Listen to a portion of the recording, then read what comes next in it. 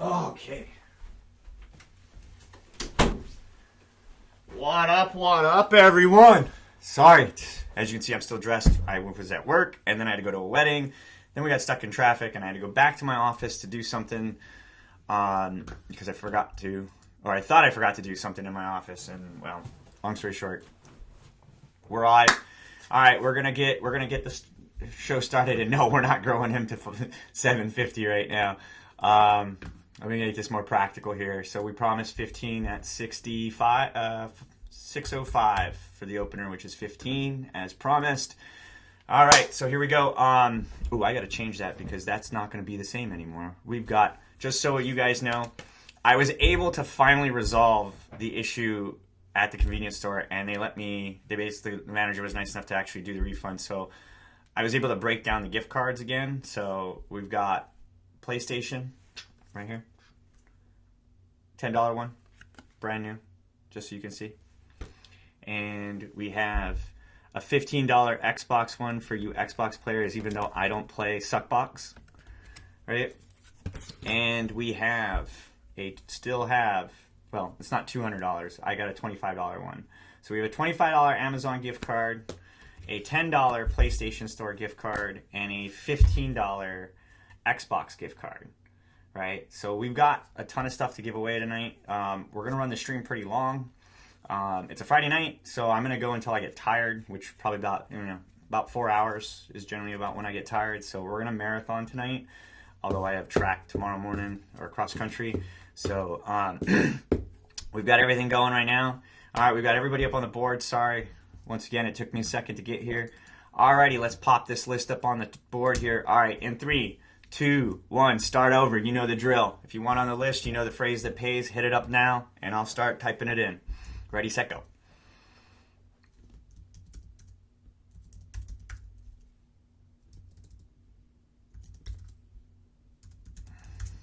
We got Carport Gaming on the board.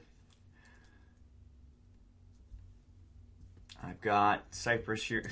Okay, Cypress, you're already on the board, so you'll have to go after everybody else takes it. It's just the way I do it. I don't let people back to back. But when it slows down, you can get, everybody gets a turn. So you went first. I got Carport Gaming in second. I've got Carport. What is this? Carport Blazer. Are you running all your channels through here? I don't really mind. It doesn't really bother me. It's a Friday night. Carport Blazer. What else we got here? Who am I missing here? Raging Gamer. Raging Gamer's on the list. Okay, we got 1, 2, 3. Let's get 5 names. 1, 2, 3, 5 names on the board here. All right, I'm waiting for the next phrase. If you don't know the phrase, you got to put it up on the board. That's the way it works.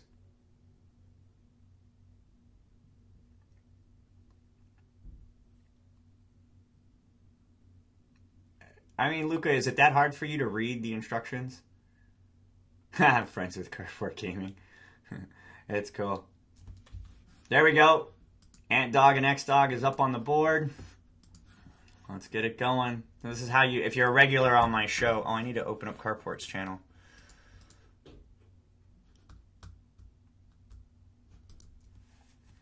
Get him out of the chat. Where are you at, Carport?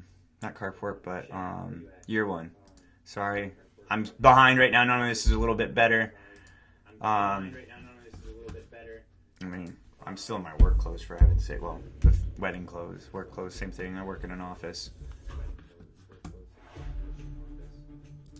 All right, there we go. We've got that up there. I don't know why this isn't working lately, but it's because probably they're updating it or something.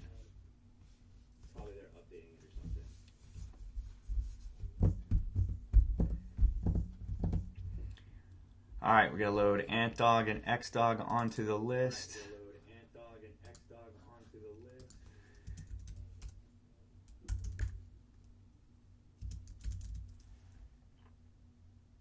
Oh, it's not Ann.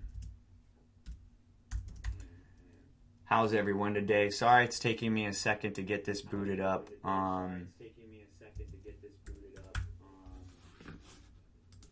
I just realized this is still running. I was like, why am I getting an echo? It's because you guys are hearing the feedback off of the thing. Yeah, Fridays are good. Like I said, I'm going to change this real quick. I'm going to get that off the screen before someone says, oh, you promised that. I'll still do the $200 gift card at $1,200, but I'll have to go out to the store and go get it now. But like I said, for those of you who were on last night's show, although you're not seeing commercials on the live streams, I don't know why, or maybe you are, maybe you aren't, but a lot of my older videos are now monetized, and they're slowly more and more becoming monetized. So as I promised to everybody and some of my friends, although my ultimate objective was to be monetized on YouTube. You know, making money on YouTube doesn't determine if I eat tomorrow, if I get to drive my car tomorrow, if I get to do anything with my kids tomorrow. It's just a supplemental income. So I already promised, like I said, you'll probably do the math, you'll figure it out. I'm going to give away about $500 worth of gift cards all the way up until I get about to 2,000 subscribers. So like I said, we've got $50 on the board tonight that I'll either give away tonight. At least we'll get some of this stuff done, because all it is, remember, if the mark hits, then we carry on. So, but the big deal for tonight is we gotta get let's get Cypress Year 1 up on the board. Let's get them to 605 so we can get the next person up, and that's how it works, man. I put one person on the board at a time. We work. You're welcome to work on the chat. Do not. I will just toss you if you use the term sub to me, sub back, or I catch you sub swapping openly in the chat, right? Sorry, I think that's why my live streams haven't been monetized, because you get rated on how your chat works too, from what I understand. So yeah, just you guys can use whatever vernacular you want to use. Just don't go sub back, sub to me, sub this, sub that on your channel. I will say sub to this guy on the screen. I will say go hit that comment button, leave him a comment so he can get back to you, right? But, all right, Bradley Animates.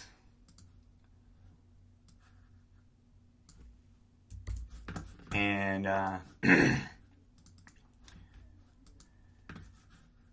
it will pump your channel for at least 10 subs, or, you know, hopefully we can get it through.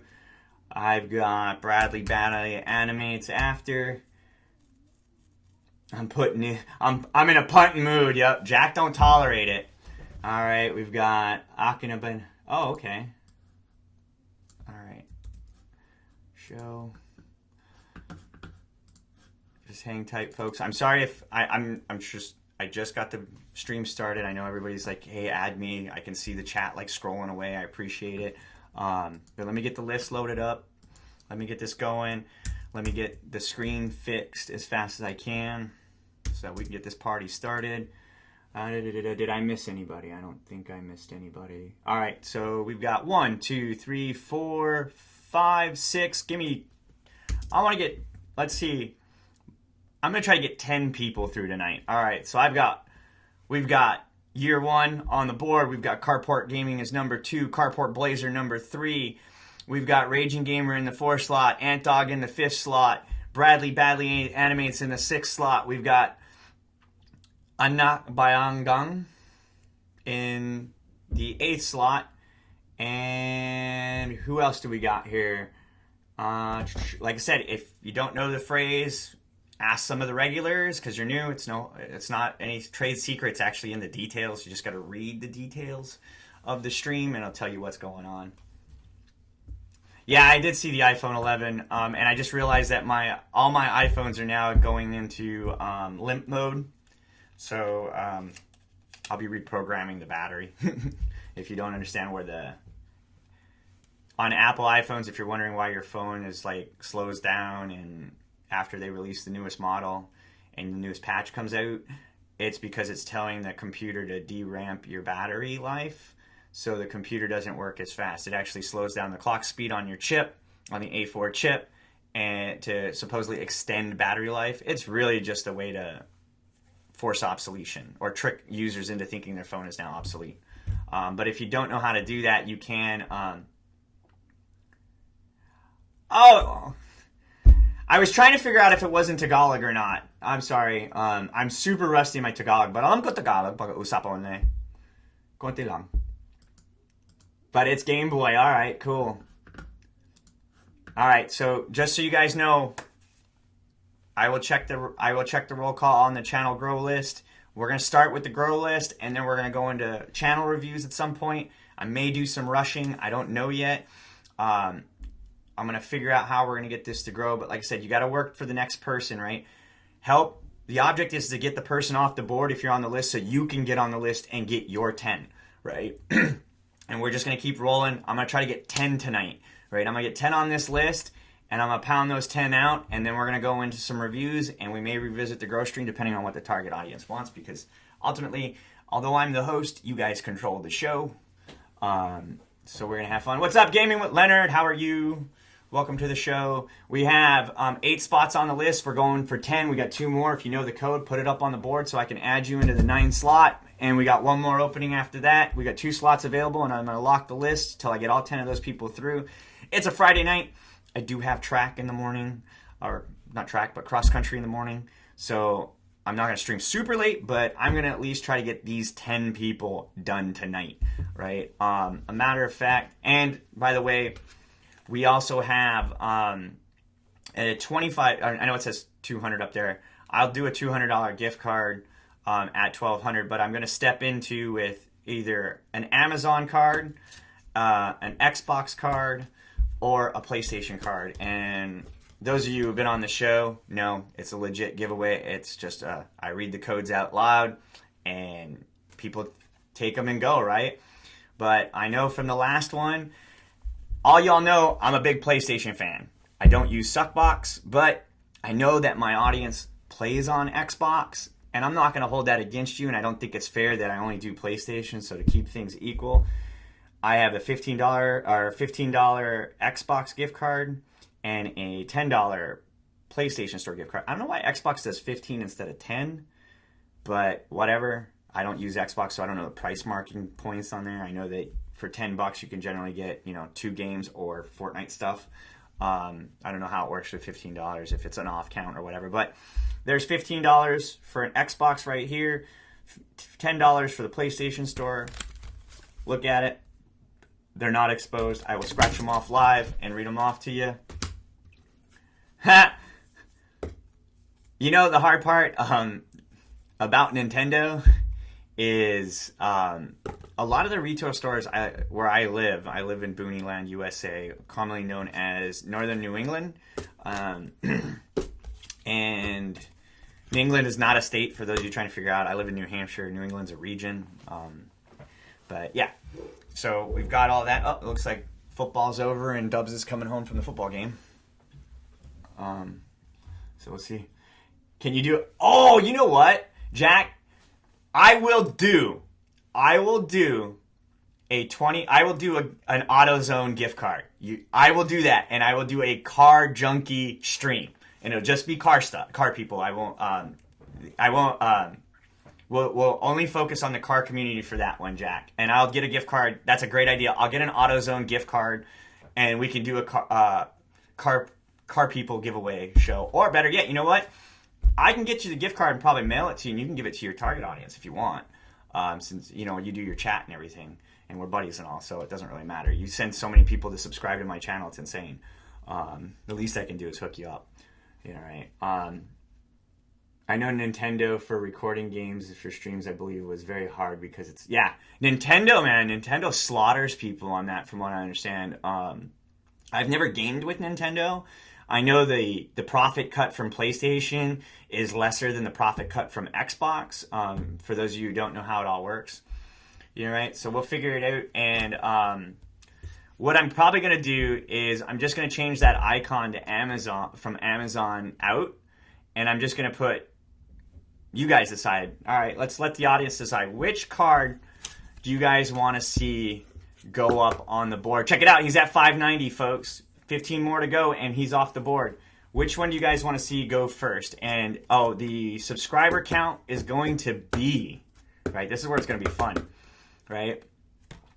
I'm going to change the subscriber count number. Don't you sweat it. But which one do you guys want to see first at... Let's go... Because I don't want to go to 1,000 because I know somebody's going to tilt it. because they're a jerk. But we'll go to let's go 1150, right? So next code will get revealed at 1150, right? Open. What do you guys think? 1150? 11 should be good? Or should we go 1050? Let's go 1050. I can live with 1050. I can give my money away for 1050 subs.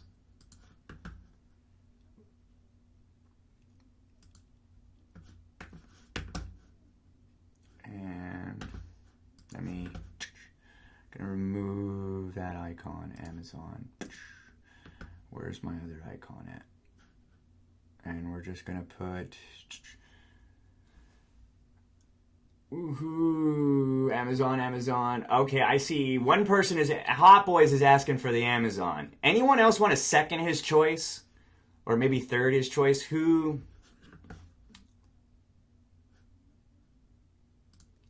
Godly Gamer, we're doing the grow right now. Later we can review it, but right now I'm doing the grow, and I'm still trying to get 10 names for that. I have 2 positions available, I believe. Okay, I see. I third. I think. Okay, so Amazon it is. We will do the very first gift card. I'm gonna put this up here. Will be the $25 Amazon card, right? Hasn't been scratched. Yes, it looks exactly the same as the one I had yesterday, but I don't even know if they actually just refunded it off of the card and handed me the same one or not. But yeah, it's right here. It's $25. I'm going to give it away. I'm going to put it on the board. Let me get this up here. Let's go.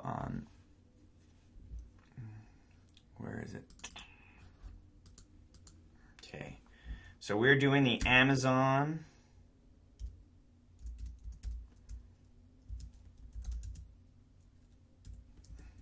gift card for $25 tonight. For this, that's the first giveaway we're going to do, right? And that's at 1050, all right? And that's just my way of saying things for you guys. Well, that's a little much. We don't really need that there, right? Matter of fact, you know what? Let me put this up. Where's his playlist at? Let's get a playlist going. He games. We can get a playlist, right?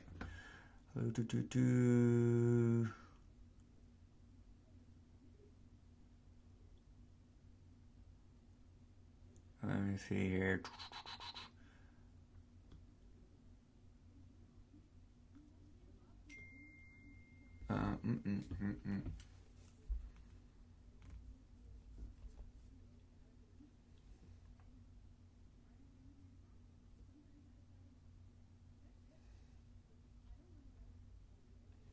All right, so I just got a text, just so you guys know. My buddy Jack, a determined veteran, he's going to do a giveaway starting next week. He's giving away an Adams polishing car gift kit valued at $75. And if you've ever done car detailing, you know, you can make a pretty penny. $75 worth of car cleaning equipment probably cleans about 4 cars. And at $200 of pop for a good detail. If you're a kid, you could probably get away with doing it for $75 for a wash and polish. So you could take that earnings and make $75 4 times, essentially. So just food for thought. Or if you have a nice car and you want to keep it clean, there you go. But I know that's there, so I have the Ultimate Alliance. Okay, I'll do that. Let me just put it on loop before I blast it out. All right, there we go. We're looking at Cypress Shear 1. Let me open up. I gotta fix one thing. Oh, whoop, I can't play his voice. I already know that. Sorry, if I run the audio off of the stream, it's not that I'm saying I can't use your audio. It's if I use the audio off the stream and I use the audio off of this mic, the lag time goes like through the roof. I learned that the last time I was streaming multiple videos. That's why I don't do the multi-screen that much anymore unless I'm just not talking. Which you guys can say Drew sucks and you can just shut up and put people's channel up there, but this is like my part. That's what makes this me. You know, fun for me, I should say. Put that, boom. That way we can see that. There we go. So when that hits 1050, we'll give away the Amazon $25 card. Feel free to share with your friends. Feel free to conversate in the chat. Save. The only thing I ask is don't sub for sub in the chat directly. Just use the right vernacular. Be a little smart about it. It gets me in trouble, and I don't want to get in trouble. I'm just trying to do the right thing and help you guys out. You all right?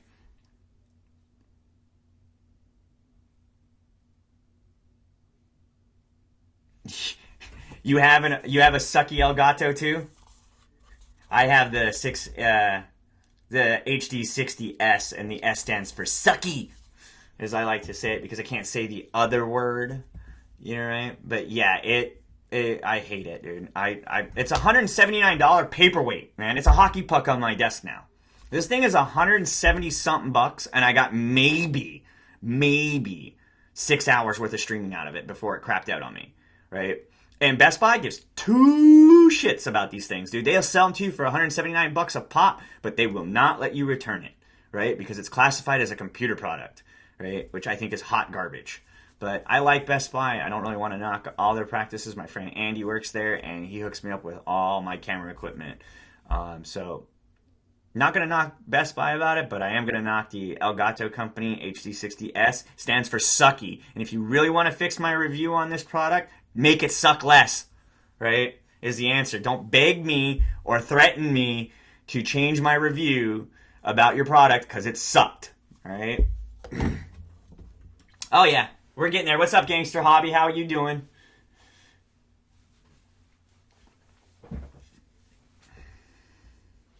Yes, sir. Mama did a good job. Yeah. We're getting there, guys. We're getting there. But tonight's... I have that up there only because it's part of the giveaway. And, you know, I give back to those who help me. So this is an opportunity to do so. Also, don't forget, Determined Veteran, who's my moderator, he's doing a car polishing giveaway. And he also gave me the great idea to do a AutoZone gift card. So here's a question for you guys that are waiting to help grow, who's at 93 now, 593, to help Cypress Year 1 grow. What gift cards would you like to see on the show? Right? And don't be like saying like, you know, $10,000 for this, dude. I don't have $10,000 to throw away. If I did, I'd have a Lambo in the driveway right now. Because I would have my deposit for a Lambo and get a bank to cut me the loan. Right? But, yeah.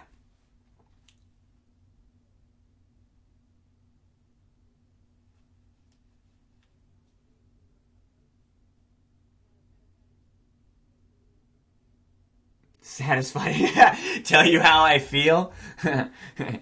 What topic do you want me to tell you? Because I know there's a wise man once told me the only thing that should have feeling is the tip of your penis. Right? So, I really believe that. You know, in the Army, they extract your feelings from you. As a side joke, Jack knows me personally, I have nerve degeneration problems because of what happened to me in Iraq. So most of the time, I don't feel shit physically. So yeah, I can get decked in the face. I can fight in the cage. I broke my hand on Josh Bork's face and didn't know it was broken in 3 places. And was fighting fine. So yeah, one of the advantages of me. Feel free to try to take me on in a fight because 9 out of 10 times you're punching me in the face, I'm gonna break your hand. Not care. So yeah, that's the fun part of life. My nieces and nephews do stuff. iTunes gift cards are easy. I can do those. That's a good idea. If that's what you guys want, I mean, who else agrees with an iTunes gift card? I have PlayStation cards out the wazoo, dude. Like I said, we have one tonight we're doing at some point, and an Xbox one for my users that use Xbox. And eventually, at some point, be able to put together, do a gift card like every 20 minutes, like some of the people I know that do it. But right now, like I said, we're rocking and rolling. We've got everything going. We're having a good time. It's not about me. It's about the gentleman on the screen. We've got Cypress Year 1, who's we're trying to get him to 605. And then once we go to that, we're going right to the next person on the line. I haven't seen the last person to get on the list, I believe, was Bradley. Nope. Anak Bayanggang. This is Troy Birch gift card for more Jesus sandals. That could work. Oh yeah, we're gonna get you. Hey, Mega Pies, there you go. Why don't you ask to get on the list? You know how to do it. Get on the list. I've got 2 more spots. Watch some of Drew's old videos. Yeah, if you watch my old videos, you guys will realize some fun stuff that I've done before. I like to have a good time. I like to play with my cameras. My lens is bigger, Jack.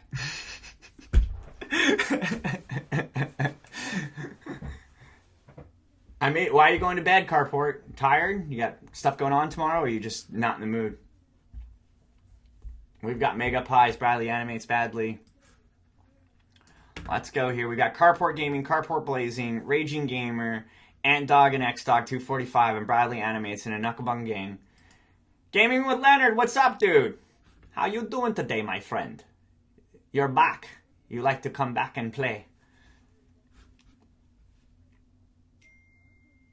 Okay. No worries, Carport. You're on here regularly enough, man. We tried to get you last night. That's why I felt bad. We put for those of you who didn't watch last night's show, for the whole entire hour, right? This is how committed I am to you guys. For the whole entire hour, Carport was the only one to get on the screen, right? Because everybody, not that we didn't have we had 80-something people come in, but the irony was those 80 people are 80 active subscribers that were coming in, and they were just hanging out, and people were waiting. And it took a while. All right, Gaming with Leonard. I got you on the board, buddy. He's got the number 9 spot. We got one more spot available. Folks, one more spot. Man, my brain is still on my work computer. I work on a PC at work, and I have a Mac at home. So all the shortcut keys are different, and I just try to hit a shortcut key in PC and try to put it on. And I'm like, why is it not working? Because it's a PC shortcut. Yeah, if you ever really, really want to get good at computers, break your keyboard. And if you don't know what that is, reassign all your hotkeys so you can do everything and just memorize them all. Yeah. The heck is that? I don't know what that was, but okay.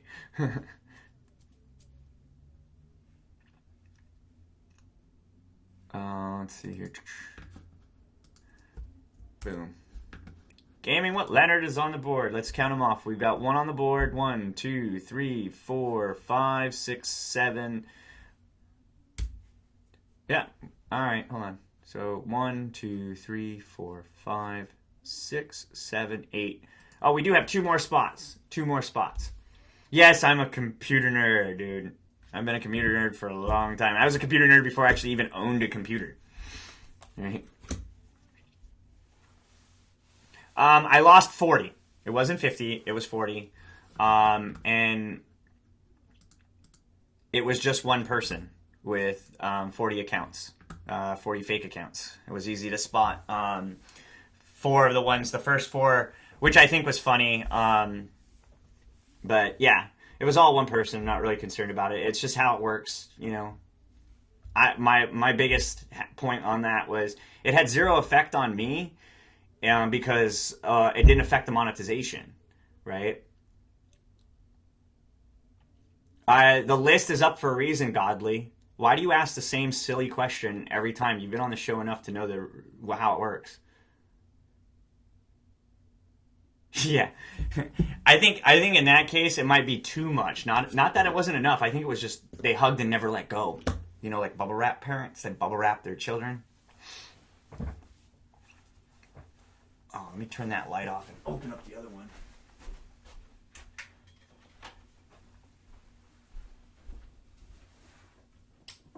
All right, that's better. Yeah. No, I think now, you know, when we were kids, Red and Jack, kids that didn't get hugged enough by their parents was like a kid that got, like, we all knew that one kid that, like, parents were not affectionate with him at all. That's one thing. But now I think a lot of parents are overly affectionate. Now, even me now, like, I had an issue for a brief moment where I was like, my son shouldn't have to walk that far to the bus stop. And then I walked it with him like, dude, it's a block. What am I worried about here? Right? But it's just the way society works now. Like, we purposely have to bubble wrap children for some reason, you know? He's too damn sensitive, yeah. That's what it is. The only thing that should be sensitive is the tip of your penis. That's right. That's what it was. It's the sensitivity people. Sensitivity police, as I like to call them. I mean, we all have our own needs. 94, folks. Check it out. He's at 94. Yeah, Dave Chappelle. I love Dave Chappelle. He's straight up untouchable right now. Like, man, he hit every political trigger, right? Every social justice trigger on his Netflix thing. Everyone. And is he getting punished for it? No. Why? Because he's a comedian. And he admits that he's a comedian. He's like, dude, it's a joke, right? You are watching a comedian. If you take him seriously, you're freaking retarded, right? And that's what I agree with. It's like people take him so seriously. Like, oh, man, that's so wrong of him to say that about transsexual people. And it's like, then when you get to your 40s and you've hung out at a bar and you're hanging out with friends and your friends walk away from you second because you don't see what's coming up from behind you and the person's like, hey, you're right. It gets a little weird. But, everybody's entitled to love however you feel like you need to have it. That's the way I feel about it. But it does throw some people off. Just don't be, mad at people because they're shocked by it, right? It's not commonplace. That's the thing, is they want it to be commonplace and be treated as such. But you've got to remember that, when LGBT changed the T to transgender instead of tolerance, for those of you who knew them since back in like the early 80s, the T used to stand for tolerance, and I kind of got that. Like, okay, you got to be tolerable to people's change, right? Now it's got it's like the alphabet after it. It's going to turn to everything but the white single male, right? Is going to be what LGBT is going to turn into at some point. You can't be white and single, and you're immediately excluded from the LGBT community, so to say. Do the Crocodile Dundee check. Yep, I'm an LGBT. Okay. I'm not, look, don't take that as like me trying to be pretentious or throw negativity. Jack will tell you I support, one of the best men, or one of my groomsmen is is a woman who's a lesbian who's married to another friend of mine that's also a woman. And also 2 of my friends from high school are married to each other. So yeah, I'm still friends with all of them. I don't judge in that aspect. I just tell people that you got to remember that tolerance works both ways, and tolerance comes from those who are acceptance of the fact that people are intolerable to change, right? Is the best way to do it. You know what I mean? Here we go, Jack. I made jokes about me being bisexual all the time, yeah. War Veterans Mustang DV. You don't need to explain yourself, just move. Yeah, that's true. Yes, please. We're moving on. Alrighty, moving on. We're on 9594. Hannah the Sassy is on the board. She's here in the show. Hannah, would you like to be in the 10th position? If you would, just put it up on the board. You know the phrase. How's everyone doing today?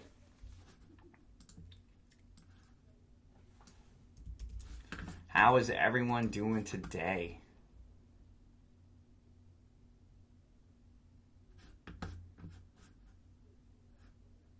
There we go. She's got it on the board. She knows the phrase. Save. They're all talking downstairs after the football game. I can hear them. There's like a bunch of people downstairs. It's probably my brother-in-law, my wife, my fiance, and his wife, and all those people downstairs chatterboxing away right now. I can hear, because here, Jack knows he's been to the house. The studio is here. The front door to the house is directly below me, and the living room is directly below me. Yeah, I know. All right, we'll move on.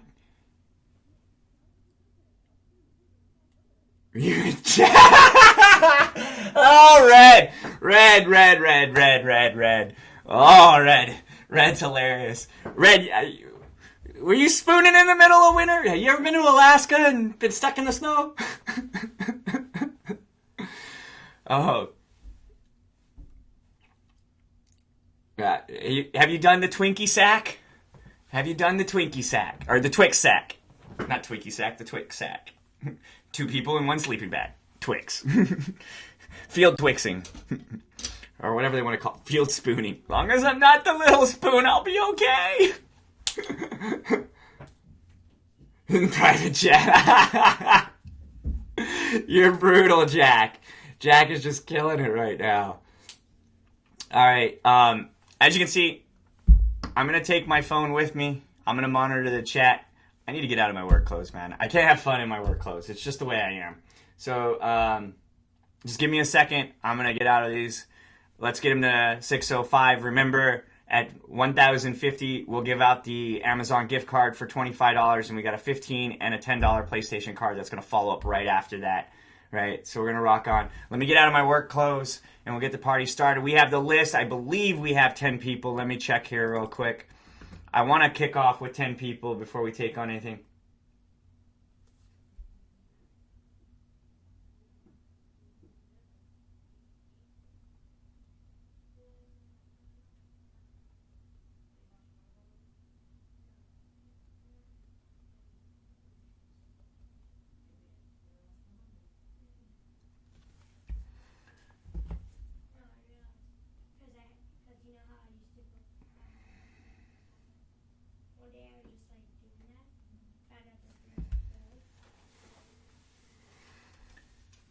Alrighty, I'll be right back. So let me, I want to check this, right? So we've got, right on deck, okay, here we go for the show right now. We've got Cypress Shear 1 coming up. After that is Carport Gaming, Carport Blazer, Raging Gamer, Ant Dog and X Dog 245, Badly Animates,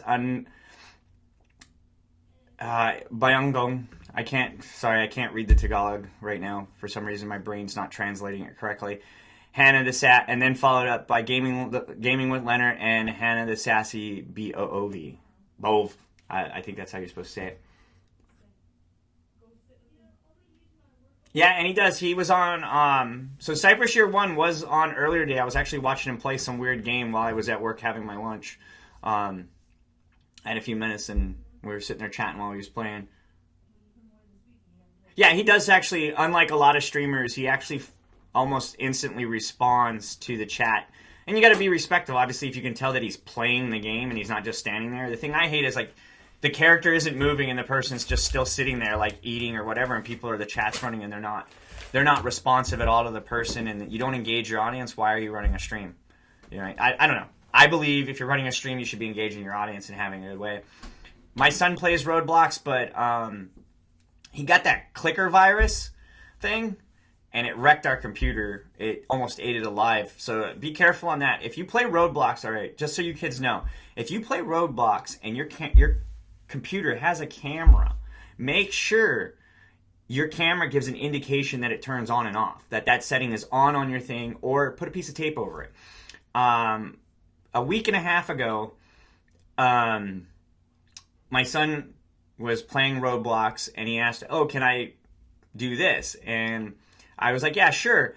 And I didn't realize that when he fired it up and started playing the game, I caught it out of the corner of my eye, saw the little light turn on, but we have a piece of tape over it because it's in the kitchen and, you know, all kinds of stuff. And I know how easy it is to break into someone's computer camera if you really absolutely want to and turn it on.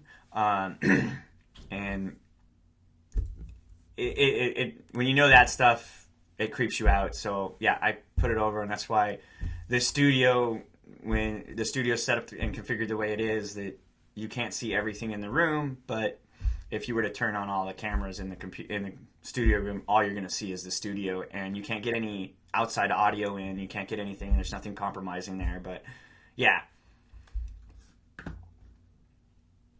Yeah, no, that's what I was saying. Like, you were spot on today when you were playing, and I was the only one in the chat. Like, I popped in the chat, and you were just playing, and I said something, and you didn't pause, but as soon as you had a moment in the game to address what I was saying, you and I were conversating about the whole BCAAs and SARMs and all that stuff to help you recover.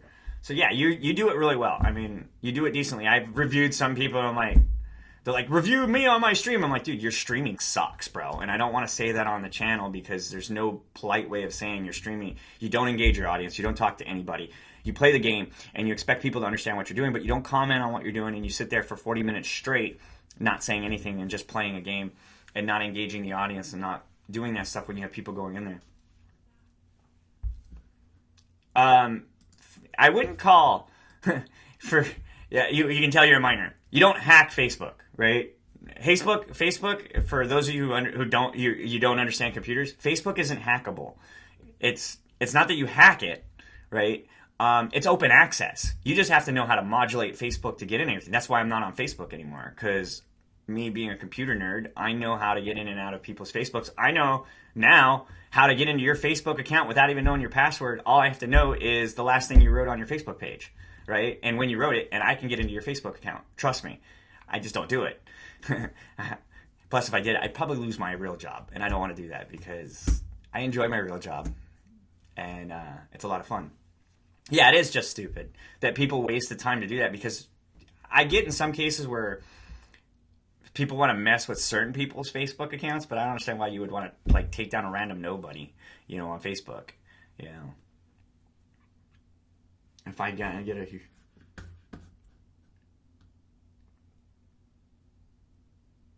Yep, that's good. You're doing the right thing. I get notifications about how my Facebook is being used from another location. Yeah, China probably. What a lot of people don't know, and you probably missed it because Facebook did a good job of covering it. So there's a company called Cambridge Analytics that also runs off of Fusion GPS, right? They're both political engines, and they dilute a lot of information and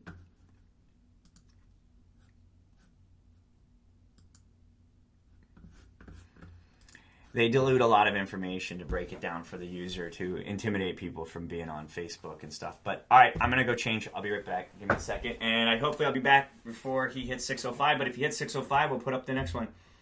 Yeah, just read the description, guys.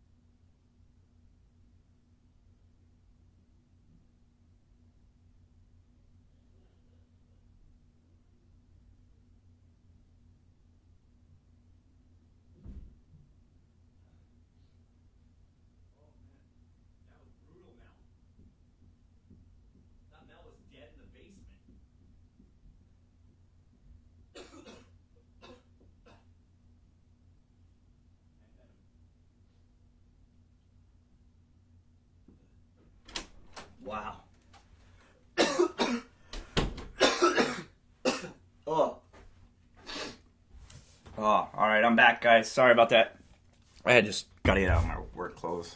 Monkey suit sucks. It's funny. My whole entire time in the service, I promised myself when I got out I would never work never have to be a suit, because you learn to hate suits when you wear camo every day. And then it was like, oh, I became a suit. I was like, oh, maybe they're not that bad after all.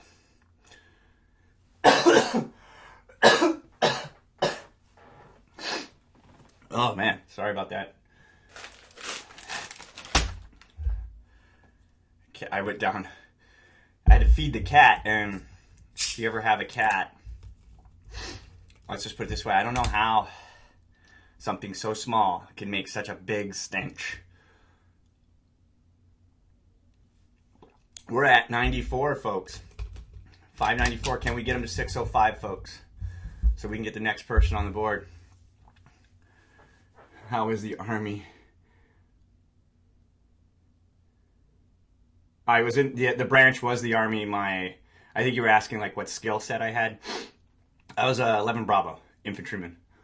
I went to airborne school, got some cool guy schools, but I'm not like any like, you know, a lot of people like try to like pull this bravado thing. I put my time in combat. I joined the Army back in 1998. So there was like, it was back when it was be all you can be. So yeah, I basically did the military, and I had already had a couple years under my belt. I actually, if I'm correct, I actually had already had a deployment under my belt at that time. If you count being in Kosovo for 2 weeks, being deployed. Be all that you can be. I remember that. That was such a catchy jingle. That I remember when the Be an Army of One, that first time it came out, I was like, oh God, no. Right?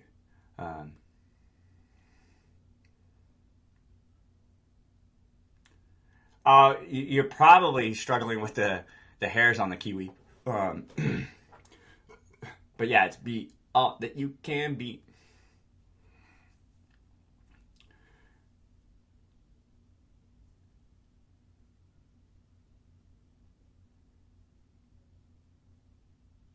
A strong will. Is that what you're trying to say? You want to know a real funny story? I weighed 93 pounds my senior year of high school. A strong breeze would knock me over. Everybody laughed at me when I sat there and said, oh, I'm joining the military. And then they're like, oh, you're probably, what are you going to do? Like work in an office? Do like, my mom thought I was going to be a nurse. Was like, yeah, you're going to be a medic and go in the nursing program and all that stuff, right? And I'm like, yeah, sure, Mom. But nobody thought I was going to survive basic. I had even my own doubts going through. But one thing the Army teaches you, everybody has this imaginary bar of capability, right? Especially when you're young. And even though you may think it's a reach, it's actually way higher than you really think. But a lot of people believe it's really close and that they can't achieve a whole lot, right? And I think it stems from different personalities or whatever. But you just have to have two things, right, to survive being in the military. And they have nothing to do with strength, brawn, or any of that. You have to have heart, right? Heart is the big thing, right? Because when everything goes south and you're up against the wall and you think, and you've been brought to that, this could be me or them situation, and you get the intestinal fortitude to dig down deep and just push through, right? And just deal, right? And I was always a weak kid in high school. I wasn't very strong. I played football. I was a guy that I could throw the ball, but I couldn't get like the motions and stuff down. So coach made me. I was basically the placeholder for the guy who kicked the point after, right? So I was technically a step above the kicker, but not really. I only did get one little moment of fame in high school. Is the guy that was normally the snapper, long snapper, he was sick, so the the regular snapper had to do the long snap, and he like launched way over my head, and I had to stand up. So at that point, I got the ball, and luckily, the guy on the very end knew that, saw me reach up, so he banked left. He banked right into the pocket of the end zone. And I limped that ball in. I mean, it didn't even like spiral. It like flipped. Right. It was just like I almost threw it like a baseball, and that was it for me in high school. That was my only claim to fame the whole entire football season. I swam in high school. I was a pretty good swimmer. I really just did it because it was fun to hang out with a bunch of girls in bikinis that didn't think that were cool with me. The funny part was a lot of the girls invited me to the swim team. And then I wrestled in high school, and I used to always have self-confidence issues like that. I used to think, oh, I can't do anything. I'm not capable of that. And now it's like, dude, what am I not capable of? You know, like I sit there, you would think putting together all of this and everything I've done every day for a whole entire year at the beginning of the year sounds like craziness. But to me, it was like, I think I can do it. You know, right? I think I can do it. So I'm going to do it. You know, right? The other thing too is it does teach you your limitations, but it also teaches you, you know, like I said, you have to have heart because that helps you get through. And the second one is you have to have integrity. And what a lot of people don't understand what integrity really is. In the Army, I learned it really easy. It's doing what's right when no one's looking, right? Like when you have the opportunity to do the wrong thing, you know, like, oh, I'm sitting here on guard. I know that the convoy's not going to come back for an hour. You know, I really don't need to be awake. Let me put my alarm on for 50 minutes or 20 minutes, and I'll doze off, right? That's, you know, that's what I'm talking about, right? You have to have the integrity to do what's right when no one's looking, right? You know that. Nope, I still got to keep watch on. Let me get a cup of coffee. No sugar this time. I'm gonna just make it black as all night because it's gonna keep me up all night, right? And those are things you have to have. Everything else is optional, right? Jack will tell you. If Red's on here, he'll tell you. If you don't have heart, if a person doesn't show heart, and a person doesn't show integrity, there's no hope for them in any branch of military, right? But if you have those two things, dude, you're fine. Don't worry about not being athletic.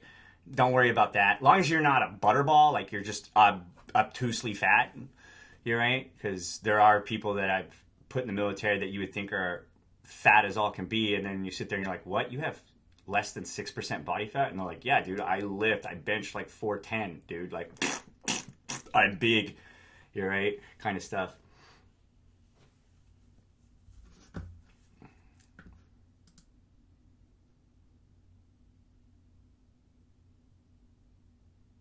Well, if you're having trouble getting views godly to your channel, one thing I would probably consider, yeah, as Jack puts it, embrace the suck. But, yep, no commitment. I used to chapter those tards out left and right when they came to the company. Yep, and it's really easy to find a person. If you have no heart, you're not going to be a team player.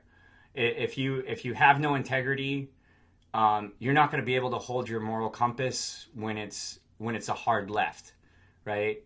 And what I mean by a hard left is sometimes people will take you can take the easy right, and it takes a different person who avoids the easy right, knowing that the hard left is a choice most people won't take. You know, right? And that's really what it comes down to. Like I said, if you don't have the heart and you don't have the sorry. Heart and integrity, man, forget about it.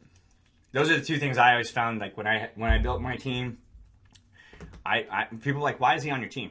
I'm like, dude, you ever seen this dude when it sucks? Right?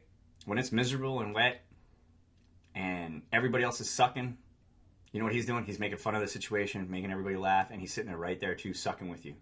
You know, right? He's the type of guy, I won't give the guy's name because he's still in, but he was the type of guy that if he had all his stuff like dry as a bone after the river crossing, and you know, because he took the time to waterproof all his stuff, he took the time to make sure his waterproof bag was actually waterproof. Jack probably knows that joke. They give you a waterproof bag, it's not actually waterproofing anything. It doesn't waterproof itself, essentially, you know. It's slightly tougher than a grocery store shopping bag, waterproof bag, Jack. You remember those? You blow on them and pop them once as a joke, and then you're like, shit, I gotta pay $50 for that. Right? I'm embracing the essence of this gameplay. No, I do channel reviews and I look at different things, but I generally stay away from directed reviews of people's videos only because my opinion hurts feelings really fast. And that's my honest opinion. But I will tell you if your stuff's good, if I actually think it's good. But the thing is with reviewing video content is I only like certain things. I'm not afraid to admit that. And gaming, like watching gaming videos or retarded Fortnite montages. It's one thing if you're going to do a win montage and you're actually beating games, but when you're playing against rounds, that's like lame. I'm sorry. I've done the professional gaming circuit. I played in a league. I'm as old school as Call of Duty's Elite Network, right? And I was the guy known as the guy riding your mom, right? Yeah, it was a totally tasteless call sign, but everybody loved it. It was fun, especially when I played in a tournament, and every time I killed somebody, they would announce, you know, guy was killed by guy riding your mom, and the audience would snicker. You know, it was pretty fun. But yeah, no, it's a thing I'm not really into so much. I mean, like my son plays League, and I'll sit there and coach him through and talk with some the other kids on his team, and you know, help them through some stuff. But no, I just don't. I've gotten my long fill of watching people play video games for gaming, besides being able to tolerate gaming reviews. Now, like if you do a genuine vlog, cool. You know, that I can tolerate because genuine vlogs are unique. It's not the same game. It's not the same character. It's not the same concept for, you know, you know. I just make funny vids of myself using Snapchat filter just to say random things. Yeah, I saw, we had you up on there, and I think the funny part is I believe out of total randomness, you're a thumbnail on one of my review streams. You should really watch the channel more often. So the concept works like this, Godly Gamer, right? I load my stream. If you show up first, you get on the list, right? There's a neat little trick, and if some people have figured it out, and I'm not going to expose it because year one has figured it out, but certain other people have figured it out that if you do a certain thing, I might just put you first, right? And generally the person who goes first gets the biggest gain. I generally push it out to 15, and then everybody else just goes to the next 10, right? The other thing is you have to do, how do I put this? All you have to do is read the details to get the description on what to put on to get on the list. And you have to be first on the stream because like today, I'm only taking so many names for this. We're going to do the grow stream. I'm going to try to grow all the names on this list as long as they stay in attendance to the stream. And we'll move on. But if they're not in the attendance of the stream, they'll lose their place in line. And we're going to transition into the review stream. And we'll do the review, some channel reviews. And it's the same thing. You just ask to get on the list. And that list moves pretty quick. So yeah, that's kind of how it works. That's the benefit to subscribing to my channel is you subscribe to my channel so that you get to access the notification bell because all you really want is that notification bell. You don't really want to subscribe to my channel. I tell you, but I don't, subscribing to my channel has no context to me. But the only benefit to subscribing to my channel is so that you can have the notifications. If you're really genuine about improving your channel and getting better views and doing stuff like that, I've been on YouTube for a long time. I have over 1 million watch minutes. I have like 200,000 something views. But you can ask people that are on YouTube now that are up in their game, and they'll tell you I've helped them through a lot of stuff. It was through encouragement from Jack and another Rhino Max Payne that say, hey, you should probably try this as your stream topic and go forward. Like help people, you know, like this. He's at 600, folks. Cypress Year 1 is at 600. But yeah, Cypress Year 1's telling you, just read the description. Yeah, and that's what it's about. It's just being genuine on YouTube. I don't understand, like, in the last like 2 weeks why somebody who has 20,000 or exactly 22,000 subscribers supposedly is hating on me, right? And then another person, like people who have way more subs than me, should have way more better things to do, are concerned about what I'm doing simply because, oh, my 1 hour stream had 150 people show up, right? Yeah, it's because I'm doing this. I'm helping the community without cheating the system, right? I'm giving you all using this to do this. Also separately from gaming, me and my brothers make music, rap songs and stuff. Yeah, that's, you know, and YouTube's a great facet for it. A lot of people don't remember that Justin Bieber got famous because he was on YouTube, right? It was a YouTube video that got Usher's attention that essentially got him a record deal. So you gotta remember that, right? So there's that. What's up, the Majestic Wolf? How are you doing? But yeah, so back to Godly Gamer's question real quick. The concept is really easy. You want the notifications so that you can know when I kick off my stream or get the notice of what time my stream's going to start.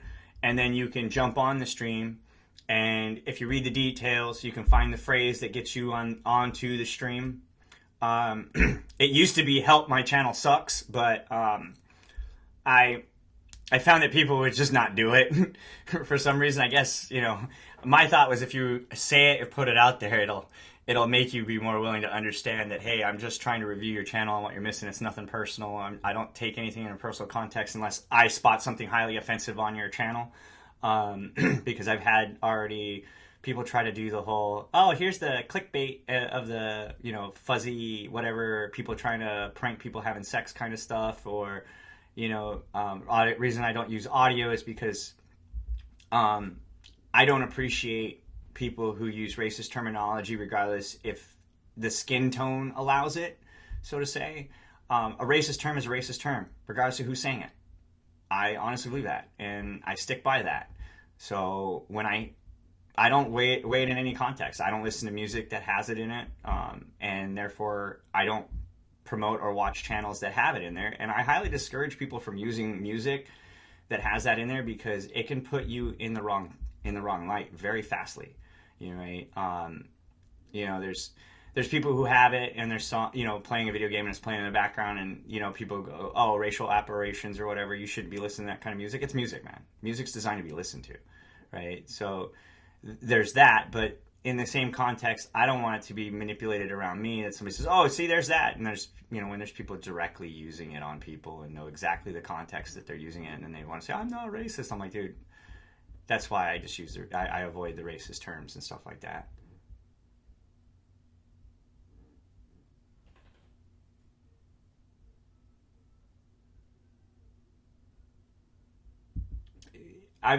See, this is what's going to get you blocked on the channel, because you're endlessly plugging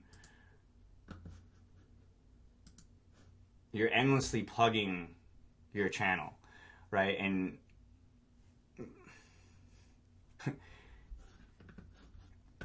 it's a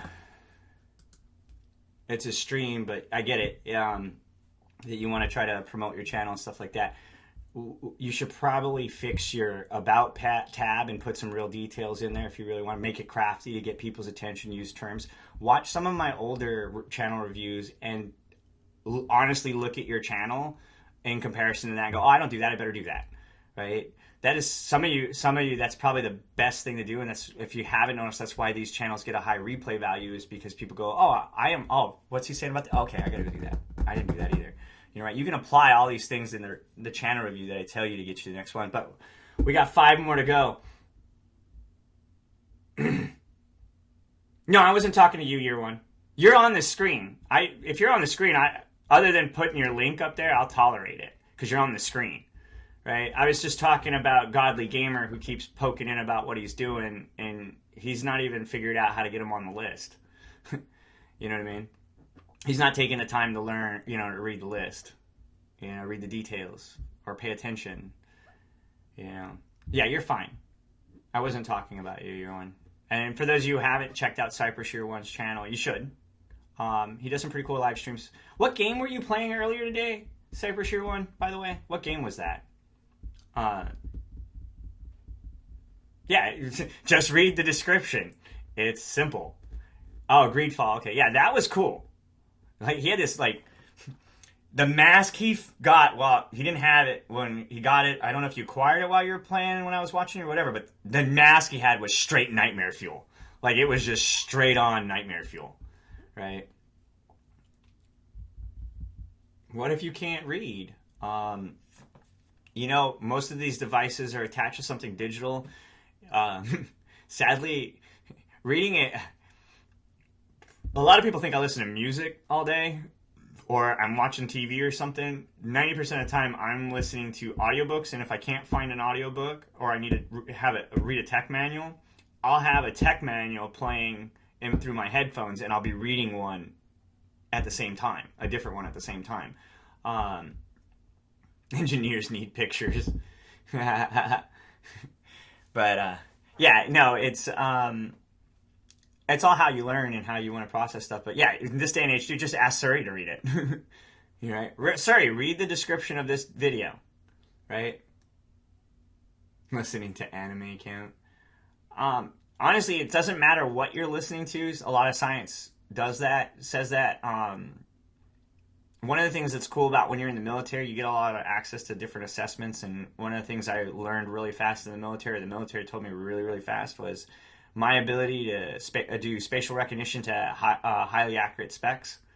Like, I basically telling you, like, okay, if the physical angle is this, I can tell you what you need to pull it at to get X amount of pounds off the ground, kind of stuff, or what your push-pull theory is, kind of. And then the other is coding speed, being able to cipher out different combinations of numbers and letters and sort them out rapidly, which is kind of why I'm an analyst.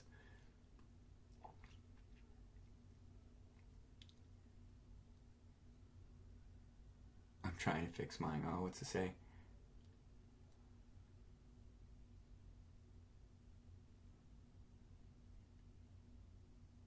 For your what do they call it? Earpods? I don't have earpods. I can't. I have the Dre Beat. I use a Dre Beat at work. I had another Dre Beat 360, but I had the first Gen 1 versions of it. It had a plastic clip, and that thing snapped. AirPods, okay.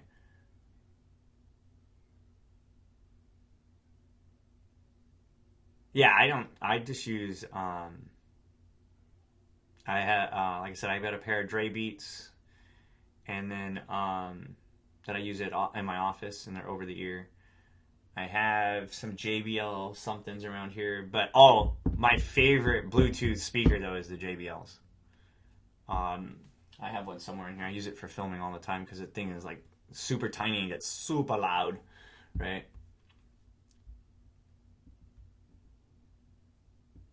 I have AirPods. I literally got them from Kroger's for like $15. Yeah. Another real convenient thing we have here, though, in New England, is a store called Five Below, and they religiously sell all kinds of Bluetooth headphones, all kinds of stuff. So, like, if you need like we tear through headphones. My oldest son, I don't know what his thing was. Like, he just snap them, break them constantly. So it's like, I'm done buying $40 pair of freaking headphones. Just take them to Five Below, and here's another one. You know, that's all. That's pretty much how it works. There we go. Cypress Shear 1 is on the freaking board at 6:05. All right, changing the board. All right, let me check who's on the list here. Carport Gaming, are you in the... Let's go. Carport Gaming, are you still here? What about Carport Blazer? You still here? Okay, that's 2 down. Raging Gamer, I thought I saw you earlier. Raging Gamer. Oh, he hasn't been in the conversation recently. All right. And Ant Dog and X... Oh, there he is. Oh, so close, buddy. So close. I was just about to hit the delete button on that one. All right, Raging Gamer's up. After that is Ant Dog and X Dog. All right, let me update the board here. Saving. Thank you, Cypress Shear 1. Hopefully you stay above 600.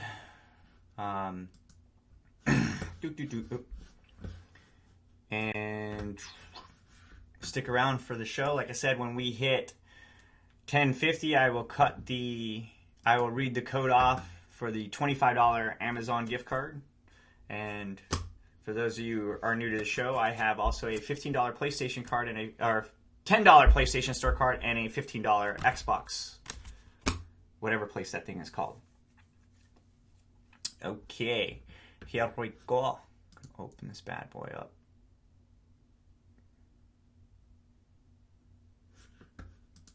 Let's get him on the board here, folks.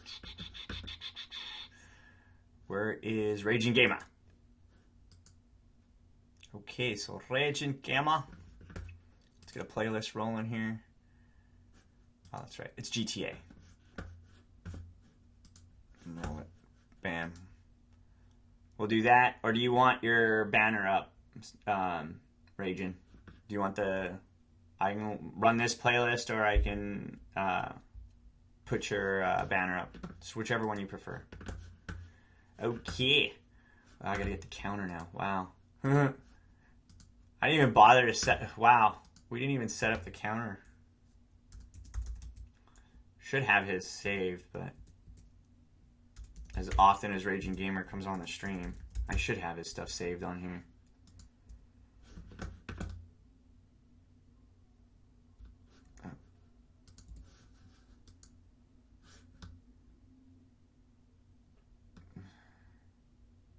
Where is it?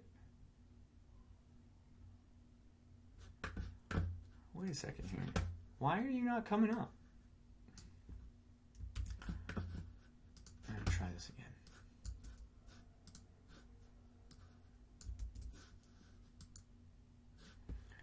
Oh, there you are. Okay. Yeah, for a second there, it almost had you not coming up. I was like, don't tell me you were doing something wrong and somebody just cut you off. That would really be lame.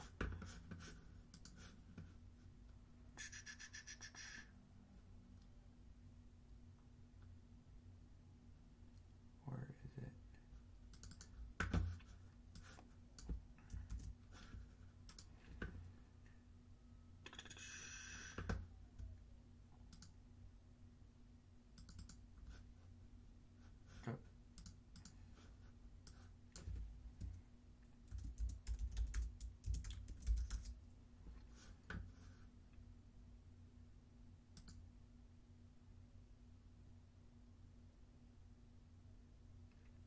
Oh, you just unbind your controller, go back to your controller settings, and then reassign the button.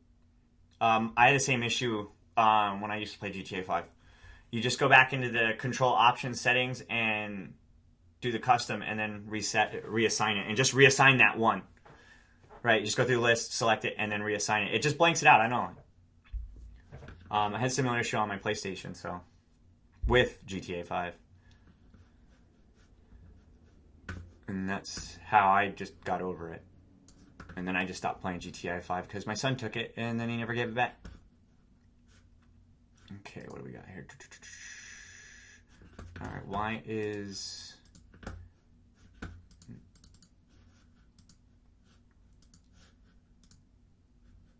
the hyperlink not working? Oh, you're kidding me. Did this thing just completely take a dive on me? Oh, dude, don't tell me you just took a dive on me.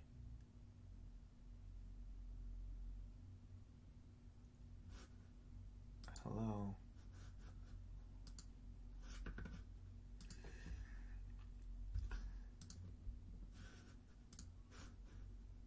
There we go.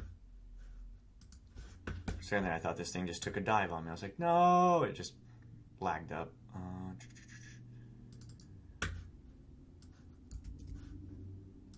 Boom.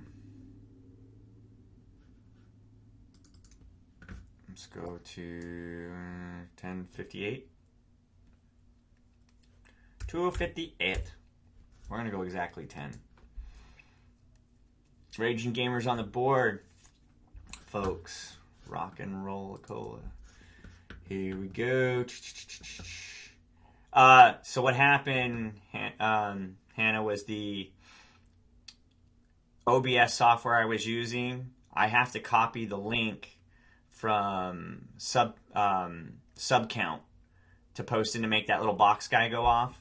And when I flipped over to it to change it, it locked up. And I thought, because I can't see the rest of anything that's going on my screen when that's up, I couldn't tell if I was locked out or not. And I was like, oh, that's why. Because it wasn't doing anything. I was literally like, I don't know if you could hear my mouse going like click, click, click, click, click.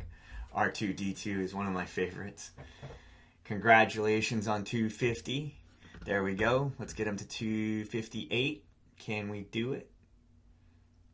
Don't forget, we have a Amazon gift card we will give away, $25 one at 1050. And I also have a PlayStation and an Xbox one that we will give away as soon as that one is. And I'll let the chat decide, just like we let the chat decide which gift card was going to be the first one. What's to say? Red Dead. Oh my god. Red Dead is such a fun game. Like, it is bonkers fun. Oh, I get it. That's supposed to be the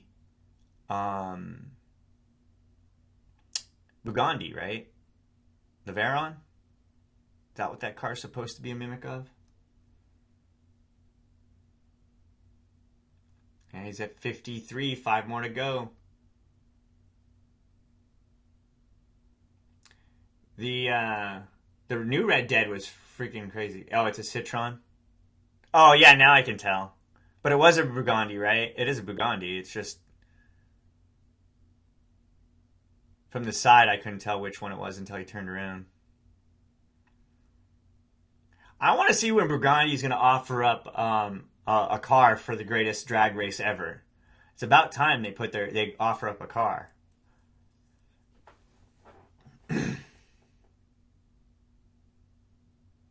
Red Dead Redemption, yeah.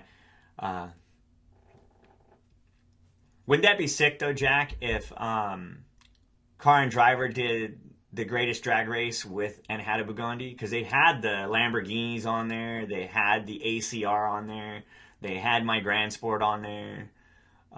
Not specifically my Grand Sport, but the Grand Sport itself was on there. 'Cause I know some of the cars they get for that are people allow them to bring them up.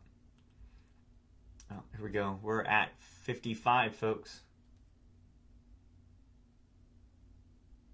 Yeah, Jack, call in. Sorry, I was spacing it. I was just getting caught up. So Jack's got the bat phone number. He's going to call in, and we'll chat with Jack as we try to get 3 more subs for Raging Gamer, and then after that, it's Ant Dog and X Dog. Got 6 people in the chat concurrent right now. Be crazy. What was it? The Wednesday stream, I think the concurrent was something like 40 people at one point. No, 30 people at one point. Sorry, not 40. 40 is a very exaggerated number. The Chevy Camaro ZL11LE still holds the record at Nuremberg track for a production car, right? Under a certain dollar amount, correct? Because I thought the ACR owns the performance record for gas, and the fastest car is. Oh well, Jack will be on right now. Why? What up, dude? What up? No, it's not. It's period off. The ZL11LE still holds the record of the Nuremberg Raceway, 7 minutes and 28 seconds, I believe, and it's not against any car.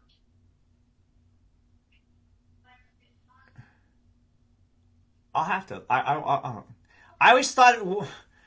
What? So what? I thought that new Porsche, that Porsche hybrid thing, owns it. No, man. It's the 1LE still holds the record, man. Fastest car at the Nuremberg, like 7 minutes and 28 seconds or something like that, or 7 minutes 31 seconds. But there'll be another car that's going to beat it. I mean, the Porsche the GT3R, I think, is going to be a big. Oh, it did, dude. Check it out on the screen. I had to look it up. Oh, okay. Production Street Legal 712. It's the Porsche GT3. Oh, okay, yeah, I that GT3 when it came out was going to beat it. Yeah, the new Porsche, the Porsche hybrid electric thingy. The car that he got to drive. Tanner Foss drove prototype 2. Right. Which I laughed. Is like, because you can't have more than one prototype. Well, if it's more than one prototype, it's called production car. Yeah, it's a produced vehicle at that point. But he drove prototype 2 on it for the last season of Top Gear when he was on it. Right. Man, I wish I could get on Top Gear. I'd probably get more views on my YouTube channel. Yeah, they what do you call it? The top for his on Top Gear, it was that was a season that they ended Top Gear for him, the Tanner Faust crew. Him and Whitledge Rudd. Those guys. I'm going to give a compliment to the kids in the chat today. One, I haven't had the need to kick one of you out real quick, so that's always a good thing. And yeah. Two, I'm really digging not seeing Fortnite or Minecraft games. Yeah, I know, right? Like, I'm actually seeing games like, okay, I've played this before, so I can kind of relate to it. Yeah, that's why I was telling the kid earlier, is like, I can't do video game reviews anymore. I don't offer up channel direct video reviews anymore because I can only watch so much Fortnite. And you've been in my house. My son, that's all my son plays. I know. It's crazy. But, as I've always said, when it comes to YouTube, channels, like, the younger generation making YouTube channels, you know what I mean? Yeah. And it's awesome to see young men and women hustling to do this and building their community and doing what they love. You know what I mean? Yeah. I mean, it's just like what your channel does or my channel. I have my own niche and why I do YouTube, and I just hope that these people that are doing YouTube, they understand that they're building a community, and when all these people sub to each other, which, again, like I've always said, the sub for sub never works. But if you're going to subscribe to someone's channel, hey, give them a chance. You know what I mean? Yeah, and that's the format of this. Is like, you and I had discussed this. Was like, how do we really combat that? Like, actually show people the opportunity to get a subscriber, right? There isn't a whole lot of facets. Like, I don't know if you were on when I mentioned earlier, you and Ryan were the reasons why this kind of came about. Ryan kind of started the idea, and you and I just kind of ran with it. You know, right? And then we just... I don't know. I wouldn't say Ryan came up with the idea, but okay. No, it was like, it was a think tank, and I'm just giving credit to everybody that was in the think tank. Oh, yeah, well, I don't know. Well, anyway. But we had a pretty... We had our think tank... Our side of the think tank was pretty inebriated, also. Yeah, I was pretty inebriated when we were in that think tank. Just so you guys don't know, that's not a drug reference or anything like that. No, I Jack came out to my house for my engagement party. Him and his wife came out. We had a good time. The think tank is referring to the kitchen table because we were all just huddled around it, eating food and just talking shop. Right? So that's what we're saying. I don't want anybody to take that out of context because we're both stand-up gentlemen. We're both not like that. And we don't want that definitely on both our images to be remotely fragged with that. So don't think when we were saying inebriated in the think tank, we were like doing some drugs or anything. No. Beer, booze, about 24 pounds of brisket, Well, I tell you what, this is what I always tell people. Judge me not on my good actions, but on the slim bad actions that I do. And out of those slim moments of character building moments, judge me on how I bounce back out of it, But I do love my Bud Light. Yeah. I am way old enough to drink, so. Yeah. But anyway, no, with the whole facet of what all these youngsters are doing, it's just remarkable. Hats off to them. I know a couple of them sub to me, which is cool. Come to my live stream. Like Hot Boys. Hot Boys is fun because he lets us know when, hey, I'm over at Jack's right now. Jack, let Drew know I'm over at yours right now. Mm-hmm. Well, and I think that people catch on. It's like you and I talk outside of YouTube about stuff other than YouTube. We are friends in the cult sense, but building that YouTube community is where our friendship started. You know, so that's what these you have to understand. When you build your community, you're going to build a community where people talk, like War Veteran Mustangs in this chat. Yep, he's right there. Spy mode. Yeah, I mean, Red and I talk. I mean, we were texting back and forth for the last 30 minutes, you know what I mean? And talking to each other. And that's what it's all about with this YouTube. And all these youngsters got to realize, when you're building your community, you have an obligation to mold your community chat and monitor it, you know? A lot of times, you know, like I started off the night saying, you know, I'm in a punting mood. It's because I'm not, if you're not going to follow the rules of the chat, and you're going to come in here and spam when Drew's already putting the people up on the channel. Well, yes, and you're already doing so much for others. And I won't mention the little snake, but, you know, come in here, subscribe to the channel. That's what you guys need to do. If you hit the notification bell, you'll know when Drew goes live. And these functions are not only to help you mold your channel to where it needs to go, but also build your community. That's one of the most important things that I teach when I have people ask me about YouTube. It's like, build your community strong. They will come back. Not so much for content, it's because you're releasing, well, when I say content, I mean, obviously Determined Veteran has its own niche of what we do in our channel. Yeah. The message that we stand for. But at the same time, people come back to my videos because of what I bring to the table. And the other thing, real quick too, is for you new to YouTube people, right? And I'm just going to use the term people because it's an open age demographic, right? There's a biggest misconception that there's a competition amongst everybody, right? There is no competition. Me and Jack, we talk, we swap shop, dude. He's got camera gear that I no longer use because I felt that he needed to go to the next level, right? To support the community. Right, and I'm a nobody. I've only recently gained a lot more subs than Jack, but there was a point in time where Jack was creeping up on me. But the difference between me and Jack is, Jack gets about 100 people to watch almost every one of his videos now, right? Because of his subscriber ratio base, right? His subscriber count to his watch count. Plus, if some of you didn't pay attention, he has subscriber control, right? He's able to encourage his subscribers to do something, his true subscribers, these are people who actually watch and engage his channel, to do something that inadvertently, most perceiving it, looks at and goes, oh, that he hurt his channel, right, by asking his audience to do that. When in actuality, the science behind it is if there's somebody who's marketing, looking to market or place ad revenue, or, you know, as if you're looking to support a veteran who wants to support other veterans, reach out to Jack, advertise with Jack, right? Here's why. Yes.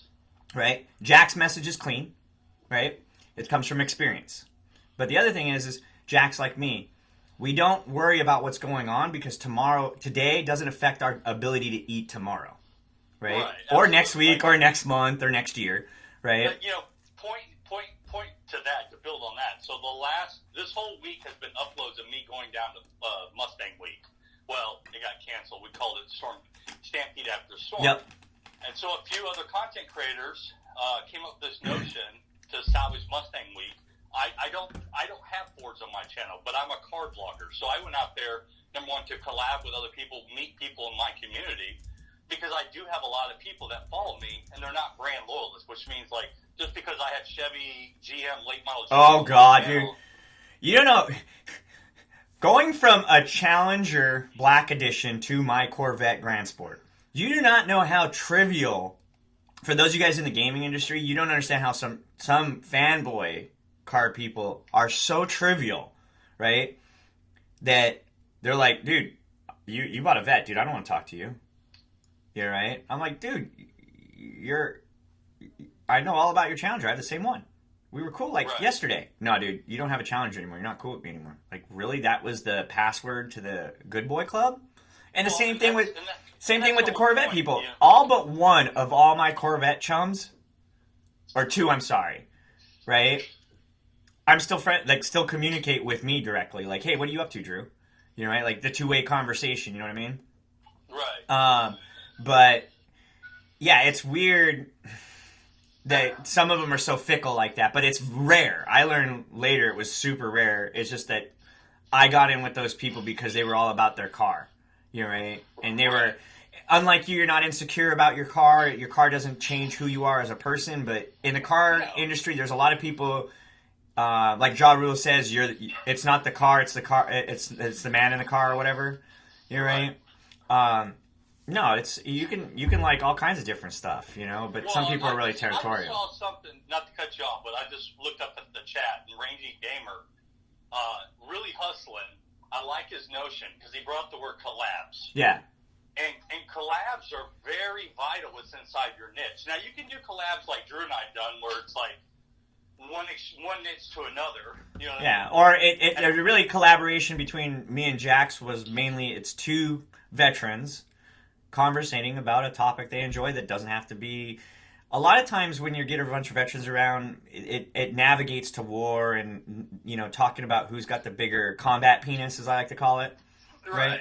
We don't have that problem because I like I said, I just call it out as I'm a nobody infantry dude, right? Yes, I saw combat. Yes, I did what I needed to do to serve my country, and I paid the consequences of war like people who get their fill, right? Danger's danger, you know, right? It doesn't matter how you interpret it, but if you live under that kind of danger, as I call it, the non-permissive environment for too long, it's gonna weigh you down. You know. Well, and that's what I'm saying. I mean, not to get more into that subject. Yeah, but we don't do that. That's we talk. You and I talk offline. We don't use our facet for that. We didn't use it for that, which is very common right out of the gate for people. No, exactly. I mean, obviously there's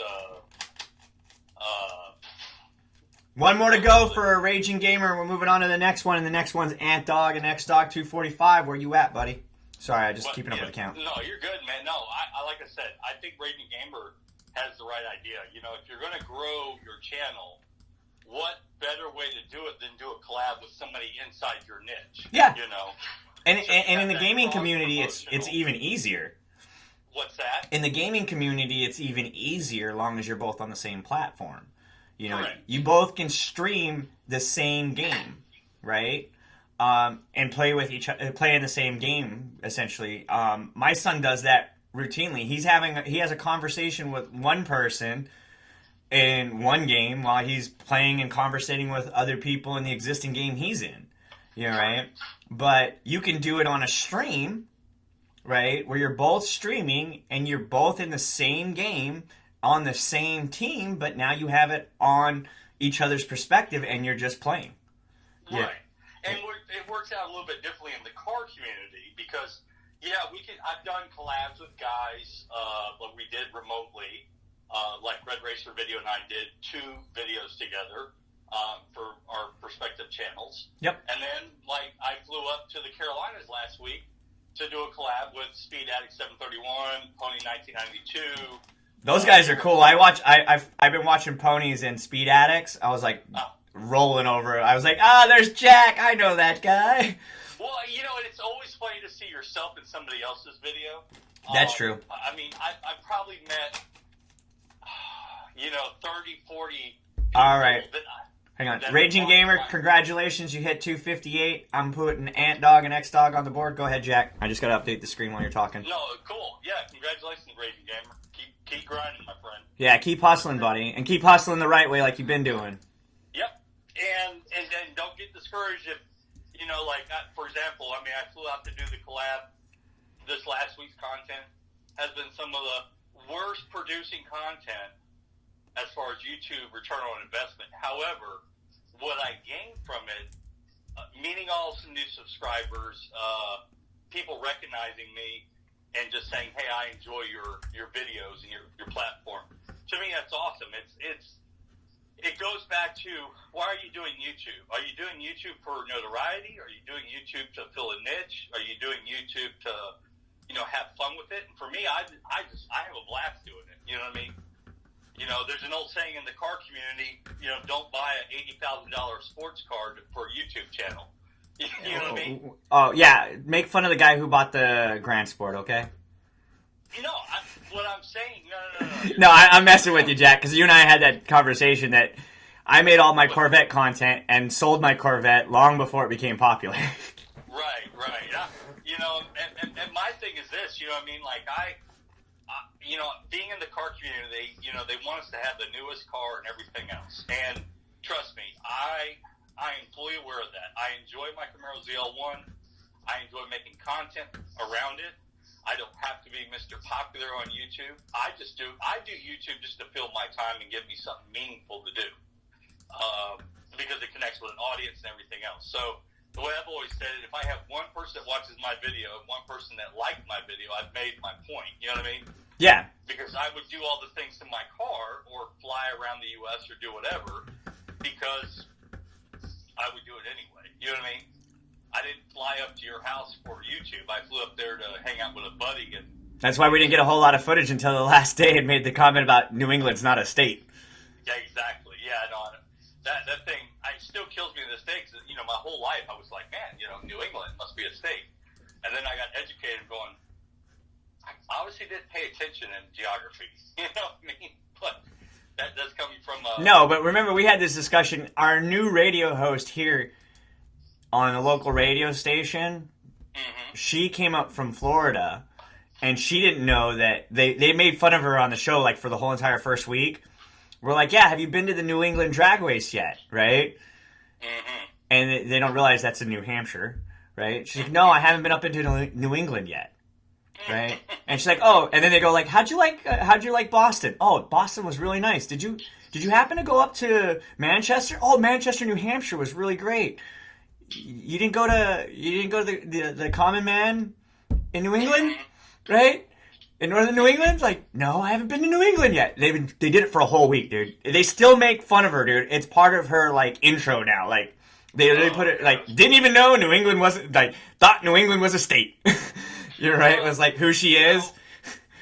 So that we can maximize our time, I'm going to open it up to the audience. If they have any questions, because I know a lot of times I see in the chat everybody's doing their own thing, but I want to make sure that, you know, while I'm on the horn, if anyone's got any questions or anything, because I do get a lot of, hey, what's going on, William, YouTube?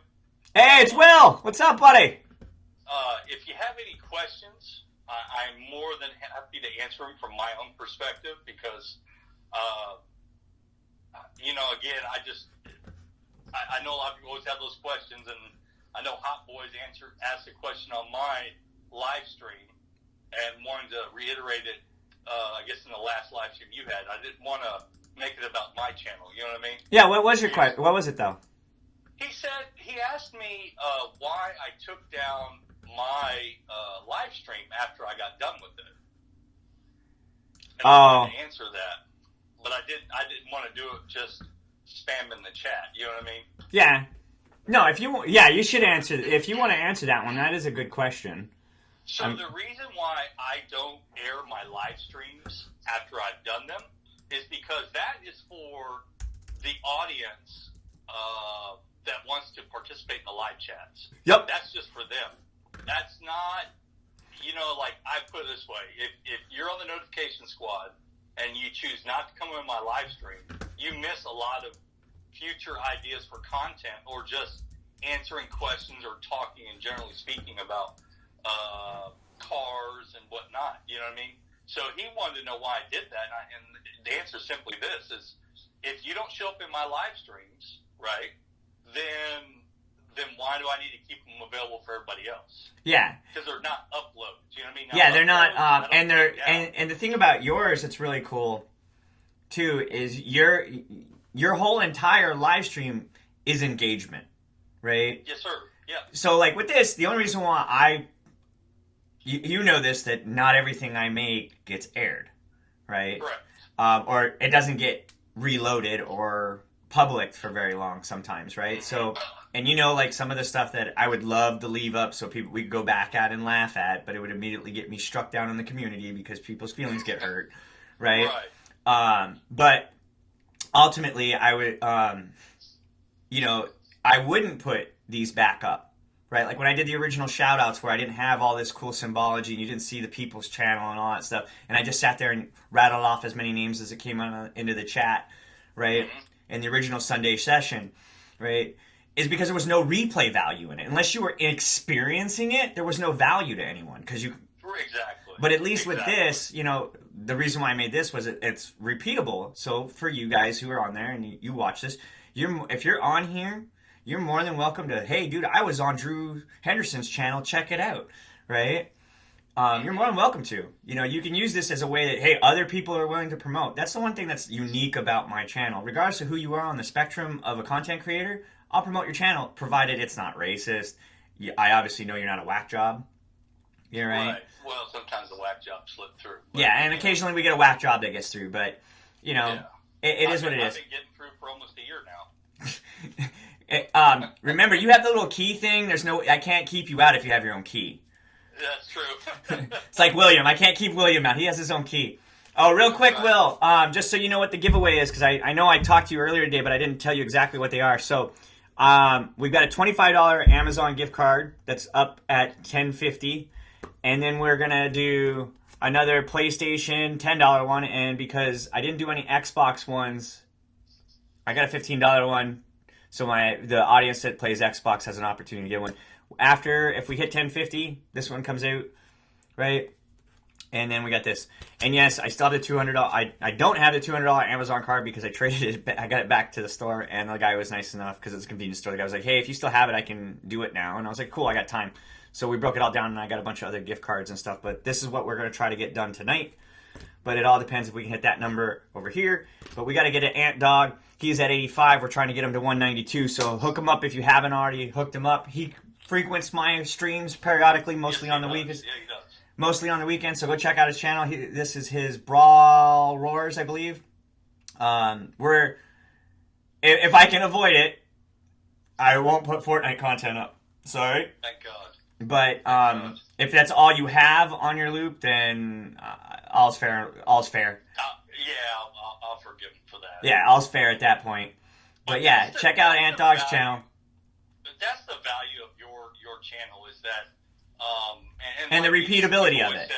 Success is not limited. You know what I mean? Mm-hmm. We have the attitude of, and it's why we believe in this concept, why we talk about this concept. If you're helping other people out, eventually it's going to come through. You know what I mean? And then you meet some good people like William, YouTube. Again, we have totally different niches. He'll go live. I'll pop in there for a little bit, show my support to him, and then, he understands that, that's not my bag, you know what I mean? But I will support people that support the cause. Mm-hmm. And then, he'll come over, cross-promotion, come check out my stuff, and that's fine, you know what I mean? Yep. And that's another reason why you don't see me in the chat go, say the magic words so Drew can pump my channel, because I have an understanding, I'm not here to pump my own channel, you know what I mean? I'm here to support Drew and this concept, and then if we can grow it successfully, then we're gonna go off. But we're here to help other people, and every once in a while, you guys will see me say something in the chat. You probably want to pay attention to it every once in a while, because I do hit on some points that you guys need to understand. But if you're not interested in it, that's cool too. It's not my show. I'm just the moderator. Yeah, but Jack, no, like I said, the object of this is really, like I said, I'm your routine nobody, right? I'm no more special than the person on the other end of the screen watching me, right? Mm-hmm. And ideally, I found that, and I guess it's because the whole selfless service about being in the military, that, and you and I have had this discussion. I truly believe in selfless service, right? Exactly, right. In order to gain a miracle in your life, you have to be someone's miracle, right? Right. And I honestly believe that to be true. I was fortunate to help a soldier get through a really sticky situation in combat, and at the same point, I had another soldier risk his life to get me out of a sticky situation out of combat.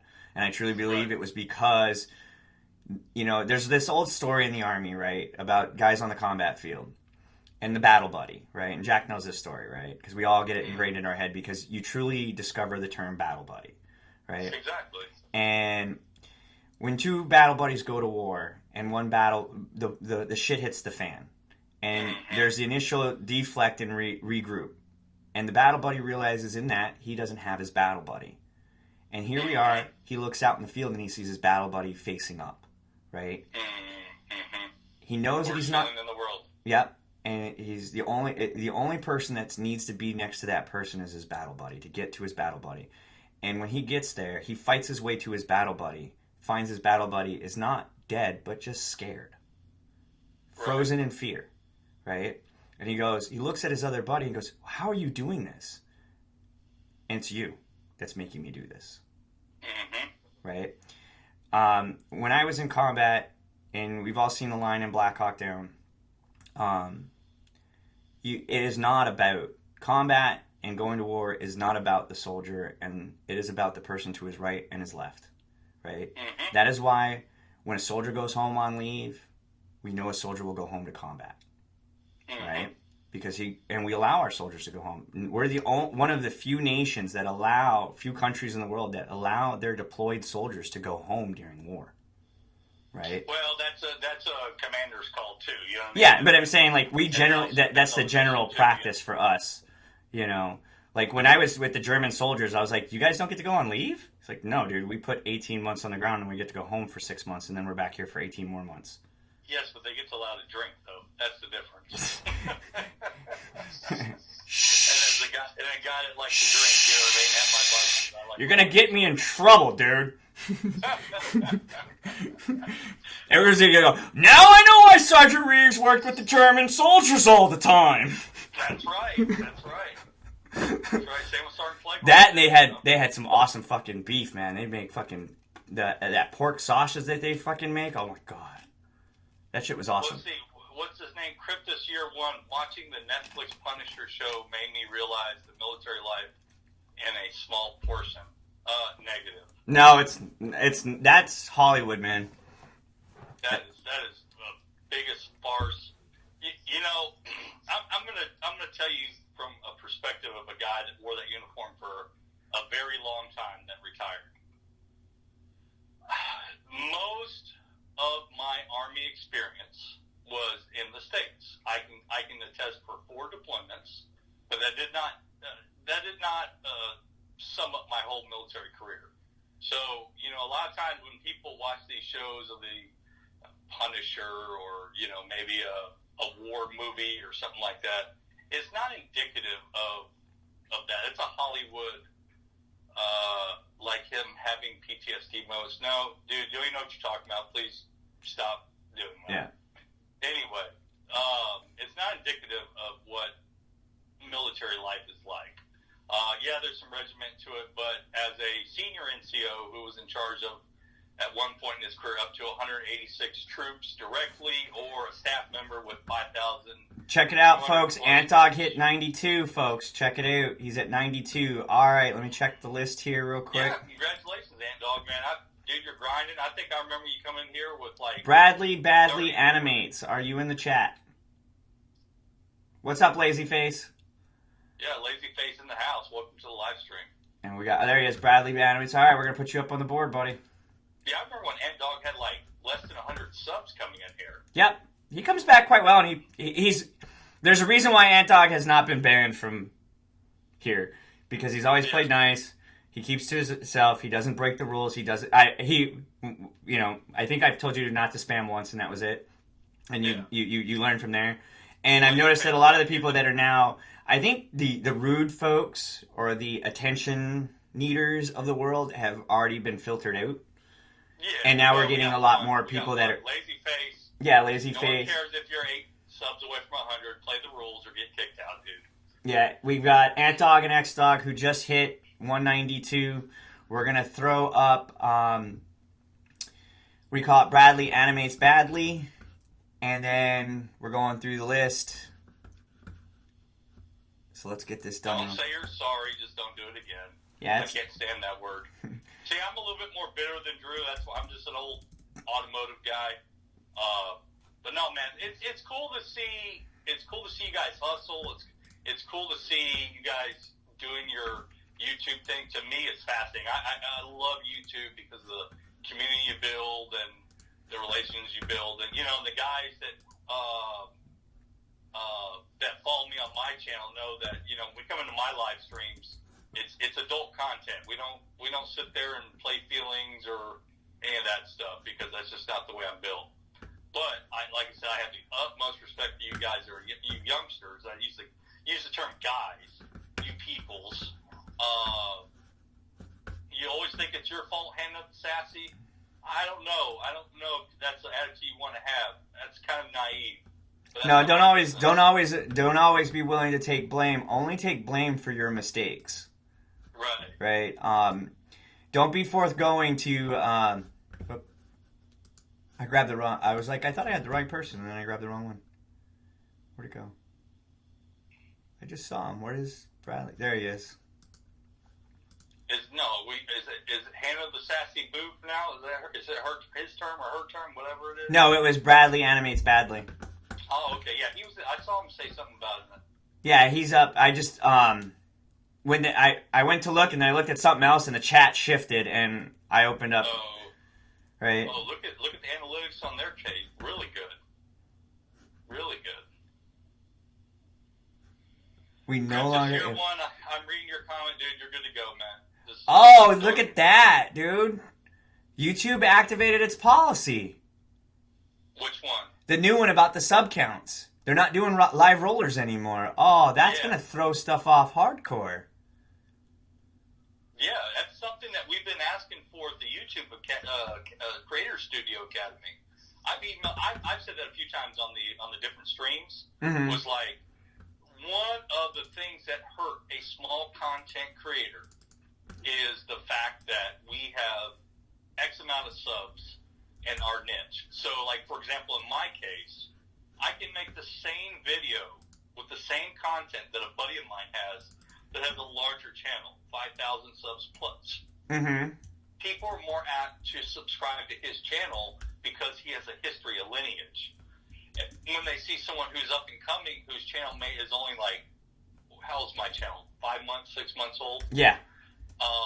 Then it kind of throws in the mix. So I kind of like it. I also like leave a comment below if you guys agree. I kind of like having the likes and dislikes hidden too.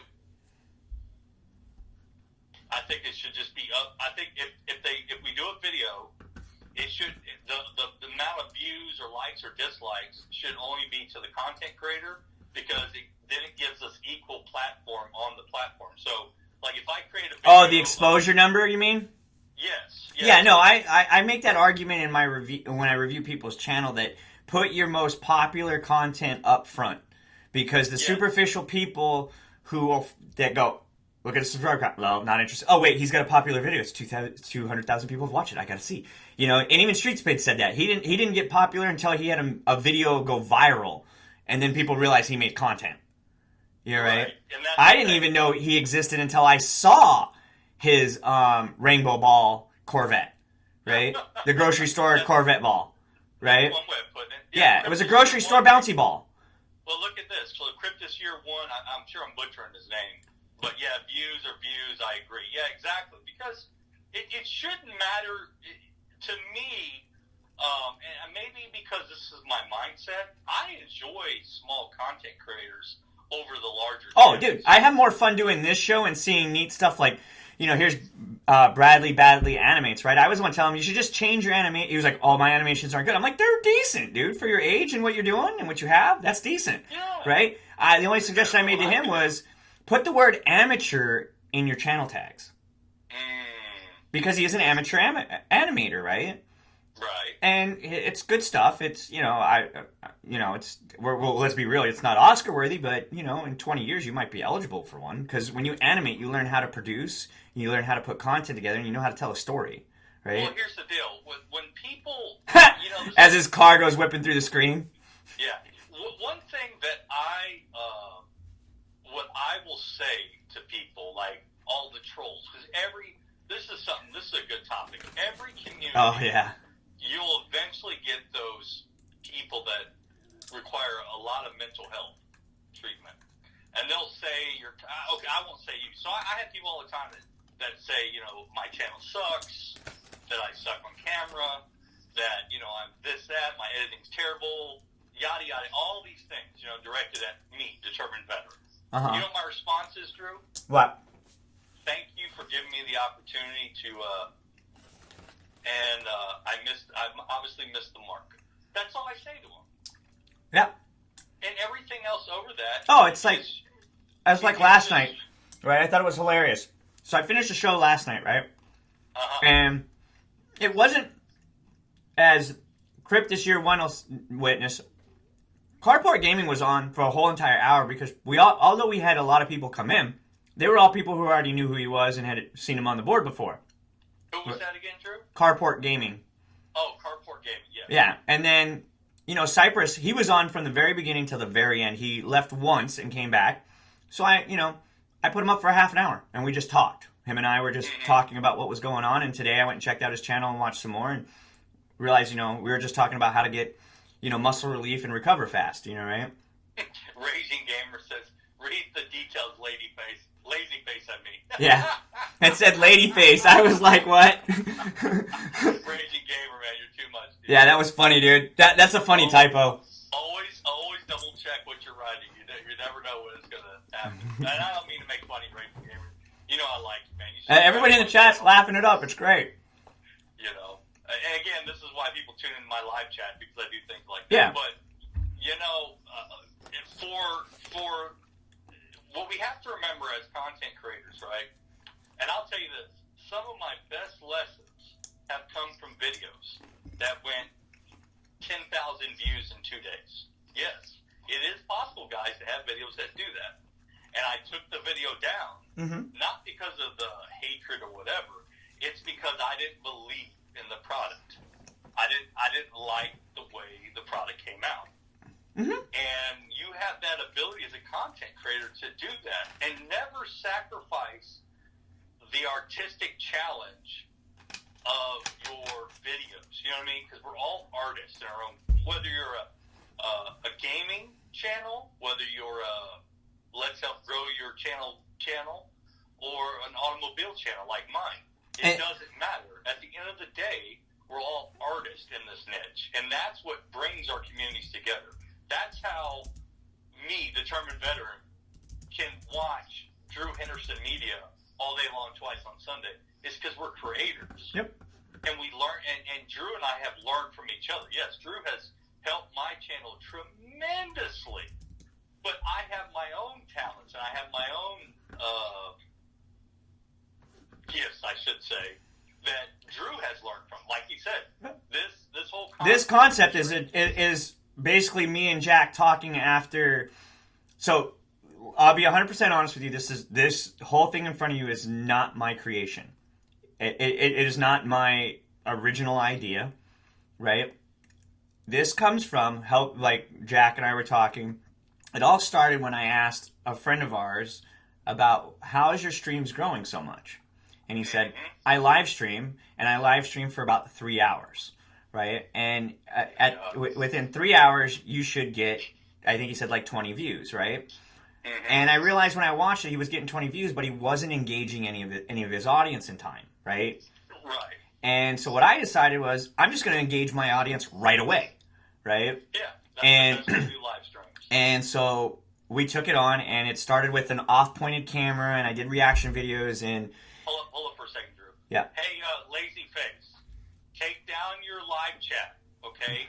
When you hit the button on the live chat, it goes away, and behind that will be the video details. And then you could read those details if you're able to read, and it will articulate everything you need to do so you can show up on the board. Go ahead, Drew. I apologize. Yeah, I got to plug in. My phone did the beep, beep, beep noise. It's in power down mode. All right, so we have... Let's real quick here while we take a quick break from the discussion with me and Jack here. Let's talk about Bradley Animates Badly. He's at 156. He's a regular on my channel. Oh, look at that. Lazy Face figured it out. And this is why we hide it, Lazy Face. Right after it comes up. He figured it out. I already hit it, Jack. You already hit it? Yeah, I'm adding to the list right now. Oh, okay. That's why you're like, where is it? And I was like, I already hit it. No, good. I posted it up in the chat earlier. But, well, I let you kind of. Sometimes you can control a little bit better than me because you'll see it before I do. Yeah. Because I just watch it on my TV. I leave my phone running so I can kind of monitor the chat. Yeah. So we have. But no, Bradley Animates. is at 156. Can we get him to 160, folks? 4 more subs. Come on. The man's hustling. He draws lions and he animates his own stuff very carefully. Yeah. It's all original content. All original content. Cryptus here says it's a hidden phrase. Also, it's a good way to test people to see if they are serious about growing their channel, I think. No, absolutely, Cryptus year 1. I mean, one of the 4 more. Way to go, Raging Gamer. Thanks, Let's go. One more to go. One more to go for him, right? So, exactly. If you're serious about growing your channel, if you're serious about taking your artistic side seriously and doing wonderful things with your YouTube channel, definitely stay on these live streams. And guys, I'll give you a hint. They already know you sub to each other. They get a message. You don't have to say you sub to everybody. Just let you know. Yeah. It's irrelevant. Sorry. He's probably missed the catchphrase. So here's how it all works, right? They're on the screen. Go check out Bradley Animates Badly. If you like what you're seeing, hit that red button. Leave him a comment so he knows who to get back to. Absolutely. That's just that easy, guys. Just leave a comment so they know who to get back to, right? And if you subscribe to my channel and leave me a comment on an offline one, I just might give you a pass to be first on my channel. But don't expect me to subscribe back to you because I don't subscribe back to anybody I don't actually watch. Look at Bradley, man. Tearing it up. 160 on his subscriber count. Good job. Thank you, everybody, for coming through and supporting. That's what this is all about. Support everybody else. All right. Each other's content. Grow together. Akina Banat Gang, are you here? I don't even know what you're saying, but it's Tagalog. That was a young man from Tagalog. From Tagalog. Okay, yeah, the Philippines. He's the my subscriber that's from the Philippines. Okay. He's one of 3. And the sad part is I have like 9 relatives in the Philippines that all have computers and none of them watch me on YouTube. Well, I don't feel bad. I got relatives all around. They don't watch my YouTube channel either. All right, so we've got Bradley up. Let me open up the list here.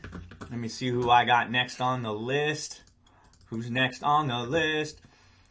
Akina's not here. Gaming with Leonard. Gaming with Leonard. Or Leonard Gaming, I thought. No, it's Gaming with Leonard. Oh. Gaming with Leonard Gaming is a whole other person, I found out. I actually checked it out to see if it was the same person like you just said, because he does visit my stream too. There's a Leonard Gaming. And I was like, it's 2 different people. I know, I'll be back on the stream doing it now. All right, Gaming Leonard. Gaming Leonard. Gaming with Leonard. All right. Hannah the sassy bove. We know you're here. What up? You're up. This is how it works. Just that fast. All right, let me update. Give me a second. All right, first things first. I got to pull you out of the chat. Let me save that change. I'm waiting on the person to name their channel Bueller. Bueller. Oh, dude, that'd be... Oh... The Awesome. Bueller. When the Awesome comes on, he was looking for a new way to name his channel. I'm going to tell him to name it Bueller. So when I call him out Bueller. Because he comes on... He's normally like the first one. But lately he hasn't been coming on. And I think it's because... You know what the problem is that we're old enough and read, too, to understand that joke. Nobody else understands that joke. Oh, yeah, the Bueller joke. Yeah, that might be it, too. Bueller. Let me explain the joke. It's Ferris Bueller's Day Off. It was a movie back when we were kids that came out. And there was a... Now, I'm not going to explain. Just go watch the movie. Yeah, you got to watch the movie Ferris Bueller's Day Off. And you'll get the whole Bueller joke. Mm-hmm. And that's why, because it's like I was calling out Gaming with Leonard. Gaming with Leonard. Gaming with Leonard. So Hannah the Sassy Boo, she's at 21 subscribers. Can we get her to 31? Can we work together? What content does she have, Drew? She does basically straight camera vlogs, uses a Snapchat filter to make her look like a Muppet, which is actually a pretty cool concept. It's original. Yes, original is one way of putting it. I'm kidding, Hannah. Oh my God, that is original. So I thought at first when I first saw her channel, I thought it was a Muppet, like a sock puppet. Like, it's straight up, like, I was expecting to open, like, nah, nah, nah, nah, nah. You know, right? And then I was like, oh, cool, it's a filter. Right? Oh, that is funny. Yeah, so it's classic. It's original. You know, she's the first person I've encountered that does this, but I don't know everything on YouTube. Right. You know, but I think it's original concept. It's cool. It's her voice. It's her talking. I think that's another way to protect your anonymity, especially when you're a youngster. Yeah, that's true too. But actually, if you pay attention to her stream, if she turns too fast in one direction, the filter doesn't catch up quick enough. Right. I see. But yeah, it's a great concept. You know, check out. Oh, sorry, I gotta finish updating the names here. I don't even have her counter up. We just got right into talking about her channel. We forgot to update everything else. And Bradley Animates is like still scoring. He's like the ticker's rolling for him. And see, look at Cryptus Year 1. I mean, just coming through, really working and building, new friendships within this community. Writes, "Oh my God, Bradley, your content is hilarious. First 30 seconds get me hooked. Okay. They got him hooked. Yeah. So now we're focused on the name still needs to change on my screen, Drew. I'm trying to get it right now. So Hannah, what kind of, if we had to sum up your content, right? How would we, in 10 words or less, what kind of value are you giving to your audience, and what type of entertainment are we giving to your audience? Because that's a question that is asked all the time when I do these YouTube seminars that I watch and everything. What value? And so she's writing, it's funny, it's weird. Okay. So you got shock comedy with the cool little Muppet. There you go. We'll call it shock comedy. There you go. Well, let me expand upon why I ask those questions. Because as a content creator, we have to ask ourselves, what do we offer our audience? Well, I can say that I offer a few things. The most important thing is raising awareness for veterans issues. 2, I actually show you how to do a lot of work on your own vehicle to save you thousands of dollars. So if you have a question about a particular part... Or he'll spend thousands of dollars to tell you how much horsepower something actually makes. Correct. That's another thing. Yes, I mean, I can say that I have a car in the garage that has cost me roughly $85,000. And it's almost paid for, thank God. With performance mods and everything else. But we have to really ask ourselves as content creators, and it's something that I struggle with, of like, what do I offer my audience? What is the value in watching Determined Veteran? What's the value in them hitting the notification bell, etc.? You know what I mean? Drew's channel shows you how to build your channel and to use the right tags and informational data to do it and grow your channel. Or I'll just throw you on the screen and grow your channel because you're a regular. Exactly. Getting back. But what I'm saying is, every content creator that's in this chat that's listening to our voices, they have to understand they have to come up with what their channel is all about and what value does it give and how is it different than anybody else's channel. So going back to what Hannah said, it's funny, it's weird. Okay? Although those are great points, and I'm sure there's entertainment value. She definitely has the weird description filled. Well, at first look, you look at it looks weird, right? So she got that part down. It's different. You know what I mean? It's all I can say about it. But what I'm saying is, if I was to start my channel and use a Snapchat filter, right? So we're channel for channel. We're using the same Snapchat. What is the value of subscribing to Hannah's channel over Jack's channel? Let's see. Oh, Jason Albert in the house, man. Good to see you again. Hey, what's up, dude? This is my other friend, Jason Albert TV. All right, everyone, real quick. If you really support my channel, Go over to Jason Albert TV right now, mash that red button, and leave him a comment, right? And we'll put for the comment, let's grow, right? So he knows where it came from, but hook him up. This dude's comment gold. If you want to see Rap Star, when I had the bot up, this guy's awesome. If you like people who make fun of rap, who know how to make funny raps and parody stuff and make just great, like, I guess the best way to say is if the ShamWow guy met the OxyClean guy and they actually had a personality together, you would have Jason Albert TV, right? Because he's got all the beard and all the excitement of the ShamWow guy, but all the selling ability of the OxyClean guy. Yeah, right. It's a great channel to watch. You know. Save his beard like mine did. Oh, don't do that, man. He has a video of Jason actually has a video of him without a beard. And it's creepily weird. Yeah, it's like finding me with my beard. It's like, who the hell's that dude? But that's it. But again, you know, I'm just trying to bring up relative points because, you know, part of growing our channel is identifying what we offer our audience. And yeah. I think if you really think about your channel, right, and you go, what am I adding value to someone's life for? You know what I mean? Mm-hmm. Because we all think we're entertaining. I mean, I think I'm the most entertaining person in the world. The truth be told, I'm not. That's not my. I mean, I am. I do have good, funny one-liners and everything else. But you know, lazy face coming through on the clutch. You know, getting everybody motivated. I like it. Keep it up, lazy face. Let's go. Let's get Hannah up there. Yeah. But yeah, man, it's if we can answer what our channels, what kind of value we add to our viewers, that will get us closer to growing our channel. You know what I mean?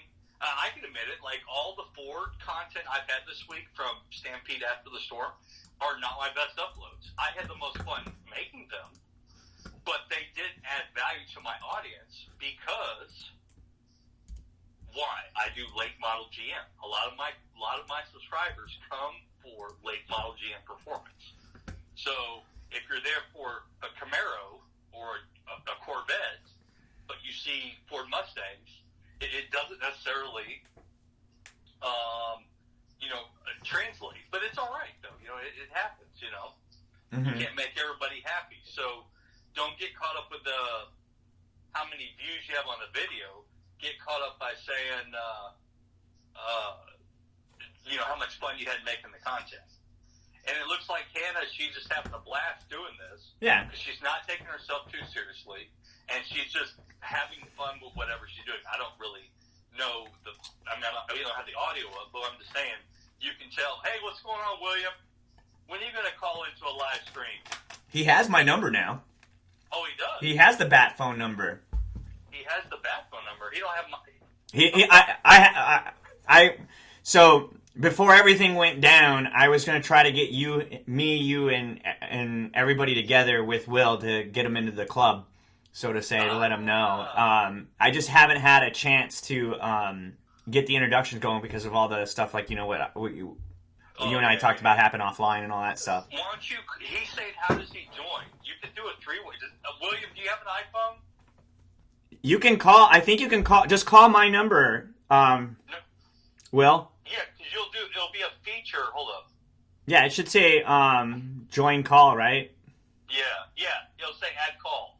So when he so no, Drew, you hit add call and then call him directly. Oh, okay, cool.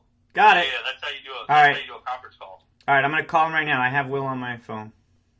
We were texting earlier today. He was texting me at the wedding, and the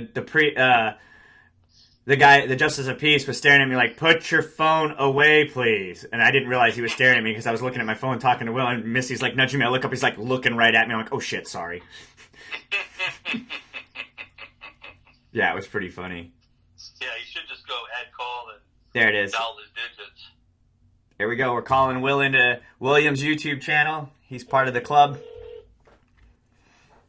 Will's been a part of my stream. I'm calling you right now, Will.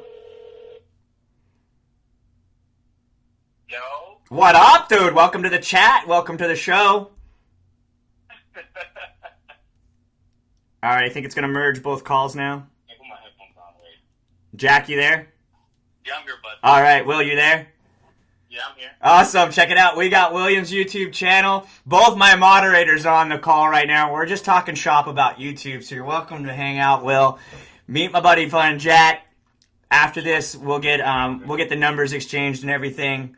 But Jack, as I told you before, is one of the subject matter experts that's part of our team here, to especially when it comes to like social media like Facebook and manipulating Instagram to get your action and conversion over to YouTube. Well, hold up for a second. If Will and I are both on the phone, who's moderating the chat?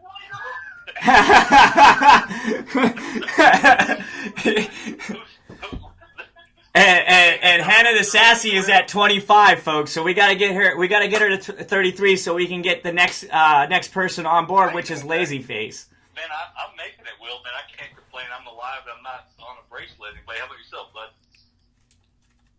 Yeah, I'm alright, man. Just relaxing right now. Yeah, I'm about to crack open the beer and watch all y'all. See how funny you guys are after a six-pack. Oh, Jeez. I you know me, dude. I get hilarious after 12. Well, I completely stopped drinking after 18. You stop drinking after 18. It's called blacking out. It's called blacking out. Yeah, that's just passing out. Yeah, that's called amateur hour, Will. If you're gonna come hang with the big boys, you gotta stay up all night. Yeah, you can nurse 7 beers and survive. I've done it. 7 beers, good lord. Let me see. So I've got my cranberry ginger shandy. I'm gonna try that one. But Will, so you come in, we're on the live stream or on the conference call. What would you say is something that has helped you in your YouTube career as you see all these young content creators out here? What kind of value or what kind of thing can you give them from your experience as a gamer that you think would help them in the long run? I think the best thing that helped me is being confident, dropping videos. Consistency is king. I never did that before. So consistency. Yeah, consistency. Yeah. Well, what would you say? Because you're on a good point, right? Because consistency is the key.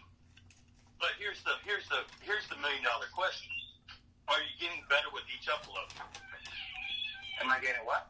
Are you getting better with each upload? Are you learning from your mistakes? Yeah. I get people a little bit different because you can meet other people and the way they react to you. You can meet negative people, and then sooner or later you get to learn how to deal with them. Not at first, you be like, oh, who is this guy, Right.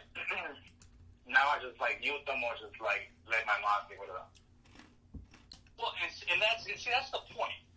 I have about 130 films underneath my belt for YouTube uploads. And each upload I get better, or I do something differently because I go, well, that didn't work for me. And it's not just, consistency is the key because that's what feeds the algorithm. But at the same time, if you're doing the same crap over and over again, right, and it's not producing, like, for example, all the Mustang content I had this last week, it's not doing as well as my Camaro content. You know what I mean? Because it's not something it's organic to my channel. It's something different. Even though I'm a car vlogger, the audience didn't respond well to it. So sometimes we have to take those leaps of faith as we stop. Like in my instance, it takes me a long time to make a video. It could take me 6 to 8 hours to complete a video or more. You know what I mean? Because of the content I do. Yeah. So sometimes I preload and I'll make content or I'll film content and I'll release it over a week time period to give me my uploads, right? The consistency. And we can't always predict the future, but what we can do is once we learn from those mistakes, we can make it better in our next upload. You know what I mean? Yeah. So that's where the consistency is the key because it feeds the algorithm, which the algorithm is more apt to share our content. But if we're making the same stuff that our audience is not responding to, then we need to change that. So just not having that, does that make sense, Will? Because that's what really, I think is the $1 million question. We can put all the tags we want. We can put all the description. We can do everything right by the best business practices there is through TubeBuddy. And if anyone anyone's new to the stream, use the link down below. It does not cost you a dime to use the free software. It will help your channel, and then such help Drew as well. So there's a shameless plug for Drew. But you can do all those best practices. If they're not responding to the content, you got to change it. You know what I mean? So there's my little words of wisdom. Yep. And Hannah the Sassy, that's absolutely correct. Just be yourself. People spot fakeness all the time. How many times you watch a YouTube channel and you're like, dude, that's fake. That dude's so fake. Yep. Right? And you don't watch. Or it's staged. Or it's staged, yeah. But yeah, I would honestly just say, be original. You know, right? Be yourself. If you want to play a character, play the character to the fullest. And I tried playing a character. I didn't make it a 4-hour stream as my character. Right? It's tough. I give it to Dr. Disrespect. I give him hats off to be able to pull that character off for as long as he can. But like I said, yep, we gotta help, you know, each other out. Like I said, success is not limited, right? No. And YouTube, you could have the same exact stuff. You could be the same exact content creator as the guy right next to you, and you're not in competition. Why? Because there's so much available for you. You don't realize. I've been in business for a long time. Jack knows I do stuff that he knows. One of my clients, he met him, was like, yeah, this dude just calls me. It's, you know, work done. I'm out in a few hours, but he calls me. I do the contact work, and I walk out, and he pays me well for it. Right? So you have to be able to be, you know, do stuff like that and have that ability. And I just totally bit my tongue. That was stupid of you. Don't do that no more. Oh, it hurts. I just bit the crap out of my tongue. What? You know, like I said, Will, what do you? And I hate to cut through because I was on the topic and we were talking about it. Will, what is your after what I just kind of explained? As a gamer, we have a lot of gaming channels in the chat. How can we apply that to them to help them out? I mean, what I do that I changed. I play a lot of different stuff now. Like I tried GTA. I tried what else? I tried Plants vs Zombies. Plants vs Zombies has been doing a lot. Yeah. Really good lately. And it's an old game too. Mm-hmm. So that I noticed that playing other games brings other people. So I've been doing that lately, and it's been helping me a lot. So maybe they do that too. Yeah, because there's people like Jack who he'll watch Call of Duty. He'll watch everything but Fortnite and Minecraft. Mm-hmm. If you hit him with a Minecraft video, he's like, boop, tune out. You know, right? Well, it depends on how much I've had to drink that day. Yeah, that's true too. But you know, again, one of the goals I think that Drew and I had when we had this concept, you know, of helping other channels, was to try to get people outside of different niches to explain different types of goals for channels. Because as an automotive blogger, it's hard for me to explain my recipe for success or what lack thereof versus to a gaming channel or to a vlogger channel. Does that make sense? So that's where I think it's really cool that we have the opportunity for all three of us to be talking right now for the audience to listen to. Hi, Monkey Expert. How are you today? How was school? How was your basketball game?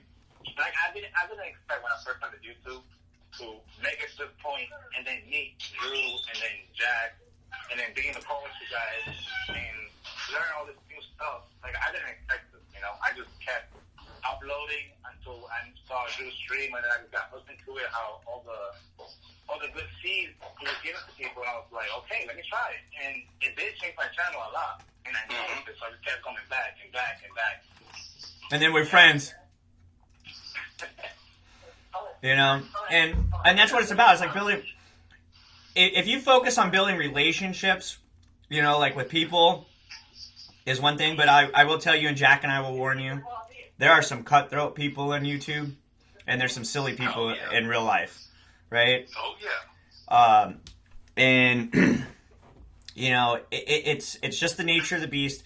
One thing I will tell you, being successful at different things I've attempted in my life, I learned one thing really fast. Success does not negate the negative people. right? The more successful you get, more and more people will try to sharpshoot you. And it'll confuse the living hell out of you, right? Like, I have this, me and Will and Jack have all been talking about this weird confusion that's been going offline. And I'm like, and I'm at this whole point where I'm like, why is all these people bothering with me, right? I'm a nobody, right? Why are you even involving me in this, dude? I'm a on the screen, a 980 subscribing channel. Why are you involving me in this, 20,000 subscriber feud or whatever's going on? I have nothing to do with that. Leave me alone, right? Right? And I don't understand it, and sometimes it confuses you, but you got to remember, as you're getting successful, right, negativity doesn't stop. It actually it gets a little tougher, but the best part about it, as you get more successful, you learn to ignore it more, right? Yeah. And I love to laugh about it. Yeah, and you saw my text response to you when you told me what was going on. I was just dying of laughter, right? Yeah. I was just dying of laughter because I was like, little old me! People are worried about little old me, dude. I'm a routine nobody. I even said in my description, I don't believe any hype about who I am. I don't oversell who I am. I'm a routine nobody. But we're all having fun here, and we're all trying to give back to the community. We're all trying to help each other. That's why I gravitated towards Will, and I think Will gravitated towards me, and same with Jack. We all understand we're not in competition with each other, right? No. We're not. We don't even look at each other as potential rivals because we both, all three of us are mature adults, right? And one thing we all agree on is that the success in YouTube is not limited. That's why so many people come here, because it's not limited. You can get it. The guy next to you can get it, and you can get it. You just got to put in the work, the honest work. You get the honest work, boom. The more success that, let's say you take us three, right? Mm-hmm. All three different niches, but have a common goal of wanting to help others. If we're all successful inside our own niche, right? That is just more power for us to realize there's room for growth in everything. And it's the same way with my buddies in the car niche, right? You have some channels that you're like, well, you should be in competition with them because they're viewers or whatever. No, that's where the collaborations come into play. And when you collaborate with other channels, it helps your own niche or your own community grow from that point. So all the negative and all the, which, I mean, I'm aware of the situation, and trust me, you ought to ask Drew what my true opinion of that is, because I don't want to say it on the stream. Yeah, well, like I said, that is officially all the oxygen. We're going to give that topic from here on out, especially on the stream, because I just don't want people to think that bother. I find it humorous, the whole entire thing and the whole encapsulating thing, and like, why is this involving little old me? Right? That's why I find it humorous. I am not in any way, shape, or form targeting my humor outside of that fact. Whatever else is going on in that whole thing, I just don't want it to involve me. I have nothing to do with it, right? I want nothing to do with it, right? Exactly. And I'm not asking for anything to do with it, so please just leave me out of it, right? Well, answer me one question. What game are we watching? Roblox. Roblox. Dubby plays this game on the computer. That's the one that was making that weird noise. You're like, what the heck is that? It's the game. I got you. Okay. I just wanted to, ask a question, because I'm wondering why we're like going into pool tables and. Yeah, it's a game. It's a neat little game. Dubby plays it because you can modulate it like crazy. Okay. But let me see. I understand the negativity viewpoint, but if people on YouTube as a whole, especially when you get bigger, like, yeah, no, it still follows PewDiePie. Trust me, Felix still gets bothered by a lot of it, right? Well, I'm his number one hater. Yeah. I don't understand why anybody watches them. But no, it is that though. When I was doing MMA and fighting and getting ready for big fights here in New Hampshire and New England area, people who didn't know me would say things to me like, "Oh, I could beat you." I'm like, at first I'm like, "Yeah, come on, let's go." Wait, no. Why does it even matter? oh, because I'm an MMA fighter, you think that I like to fight everybody, right? No, I don't like to fight everybody. I just like to get a paycheck to fight somebody. I know, right? You're right. This year one, iOS. There's your answer. Oh, yeah, I'm an iOS user. I was the one who actually encouraged Jack to go to iOS.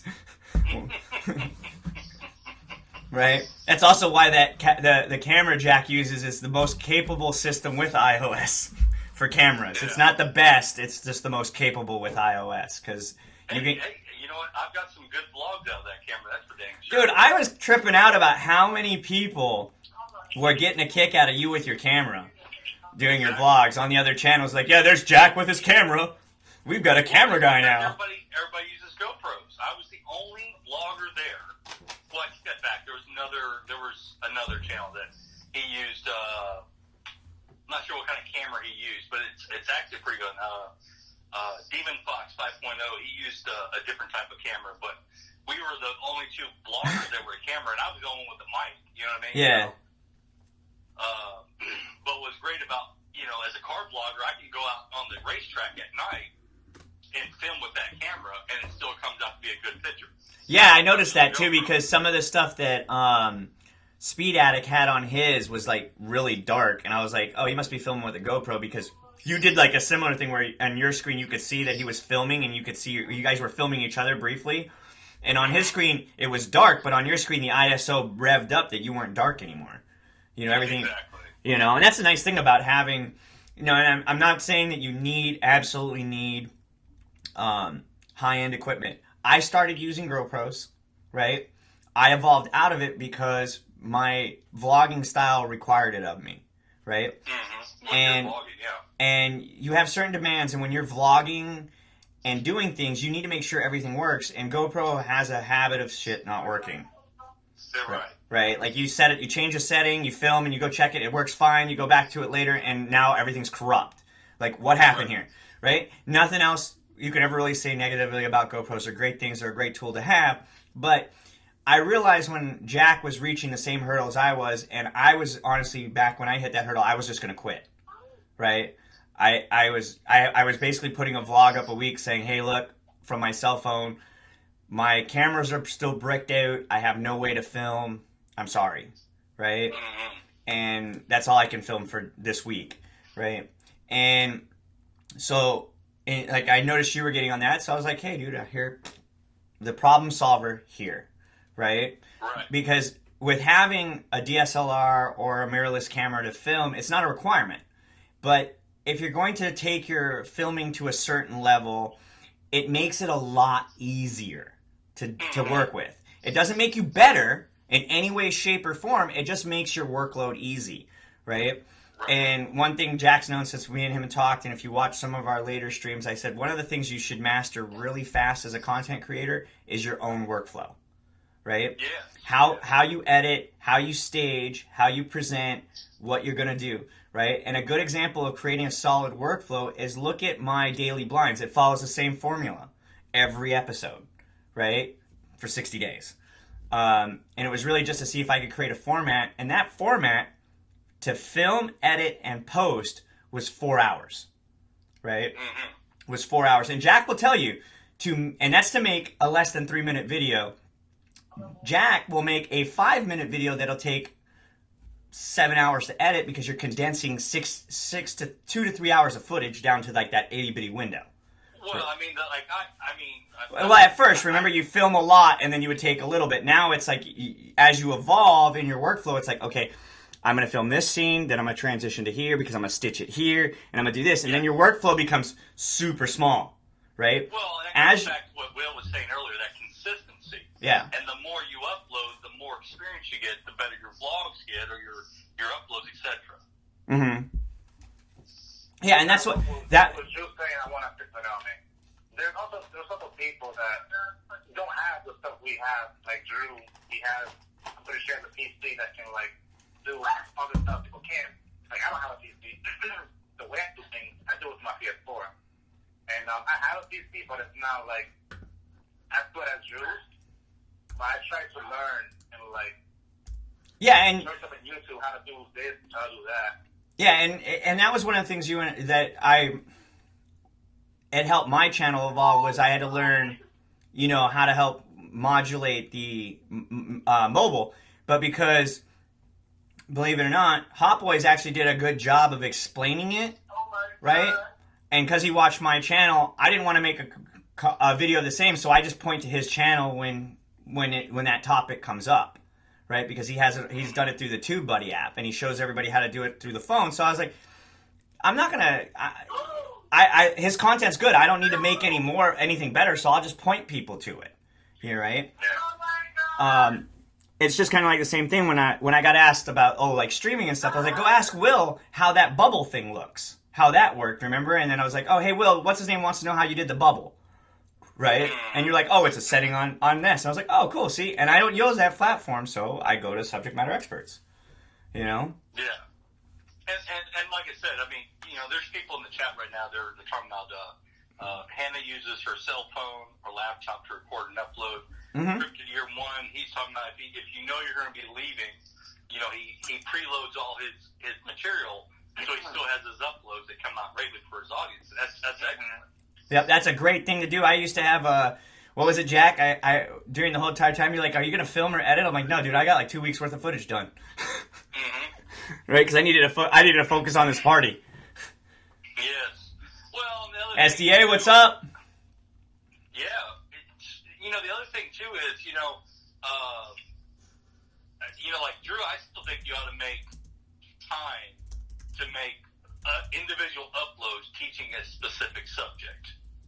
How did that video you did go last time that you did on the? Oh, that one's a fun one. So I did it twice, right?